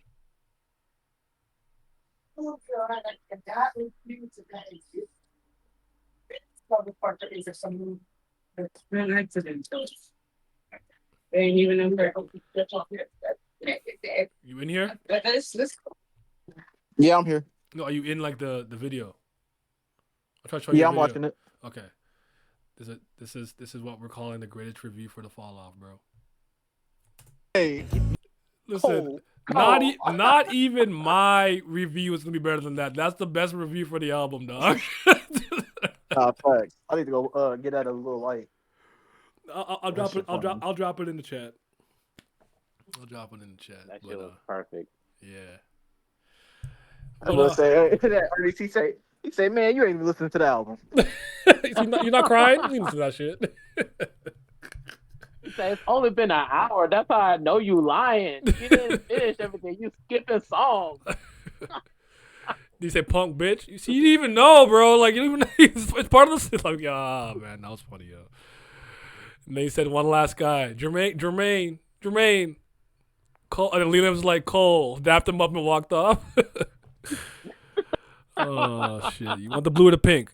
I'm gonna take the blue one. Jermaine, the real is back. The veil is back. Flow bananas here. Peel this back. Get us back.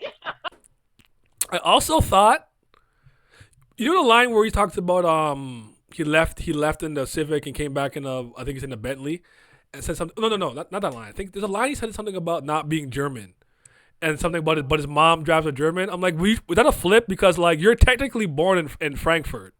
I don't know if you guys know that. I don't know if I was. Sometimes I'm like, am I doing too much? Am I looking too deep? Well, like, I'm like, hold on, that's kind of fly, because like technically, like I know you're like a U.S. citizen, you were born and raised in Fayetteville, but like you were technically born in Germany, so yeah. No, you might be onto something. You know, I be catching shit. You know what I'm saying? Be catching a little shit. A little something. Yeah, I think at the end of the year I'll do another discography ranking for J. Cole with you guys. We'll do it like towards the end of the year. Adding the fall off and really like as much as I might delete later maybe a little too soon after hearing it, so I want to know how I'm gonna feel about it overall too. But that should be fun. But I don't really got too much more to say for the time being. I'm very happy. Shout out to J. Cole, man. Appreciate you. Thank you for all the years. This is the end for real. Thank you for all the years. Thank you for the fall off. Thank you for all the music. Just thanks for being you, dog. Like, you the goat to me. You my goat. So yeah. Hey Jermaine, you need to give us a goddamn date, because I'm trying to meet you in DC. I gotta tell you to your face, you the goat. I need to announce that Dreamville tour. We need that. He actually got a Civic. That's so funny to me because that bar in Black Friday makes a lot of sense to me now. Also, apparently, it's actually the same one, but they had to like get a new engine and shit. I don't know if that's true, but like, yeah, that's mad funny. Like, and Ebe was on Twitter like, bro, this car is making all kinds of sounds, dog. About to break down. Over the years, I've really appreciated Eve, man, and his involvement in everything. Like, I fuck with him too.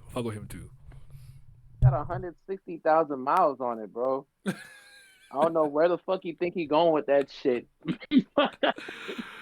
It's not gonna move very much longer. And to just bring it back where he motherfucking started, dog. Like, I started with like trying to sell my mixtapes and just handing out mixtapes, waiting outside the Rock Nation building for Jay-Z, and to end it there, full circle moment, beautiful and poetic. Where was you when the Civic was getting towed, my nigga? Yep. Yeah. Yeah, that end of the year discography review gonna be nice. I lied. It's a 10 out of 10. Fuck y'all. Suck my dick. I'm saying it. 10 out of 10. 10 out of 10 IGN. Don't at me. Any final words? Y'all? Yeah, this nigga is the best rapper of all time. I'm not joking when I say that. Hell yeah. Alan. Best album of the year. I don't really care what else drops for this year. This ain't nothing gonna beat this. Michael Jackson could run to his grave and drop a banger. Second place. Iceman ain't gonna beat this. Oh, for sure. But you know that's really all I have to speak on that. Best rap. Mm. And J. Cole gonna keep saying he's the best, and y'all can keep crying about it. We don't want to hear J. Cole rap. What the fuck you gonna do about it, nigga? Yeah. What you talk about? Punk bitch. I've been getting that off so much this weekend. I must have called like 80 people a punk bitch for good reason or no reason. All right, y'all. Tomorrow, Kubera, back to our regular scheduled programming. Tower God's out, I guess, but hopefully it doesn't come out, so I don't have to read it. so done with that series. It's so Oh fucking. my god. It's so ass. Oh my god, it's ass. Mm. You're stuck on the floor again? Oh no. Alright, y'all. Thank you for listening. J. Cole's the best. Never forget. That is.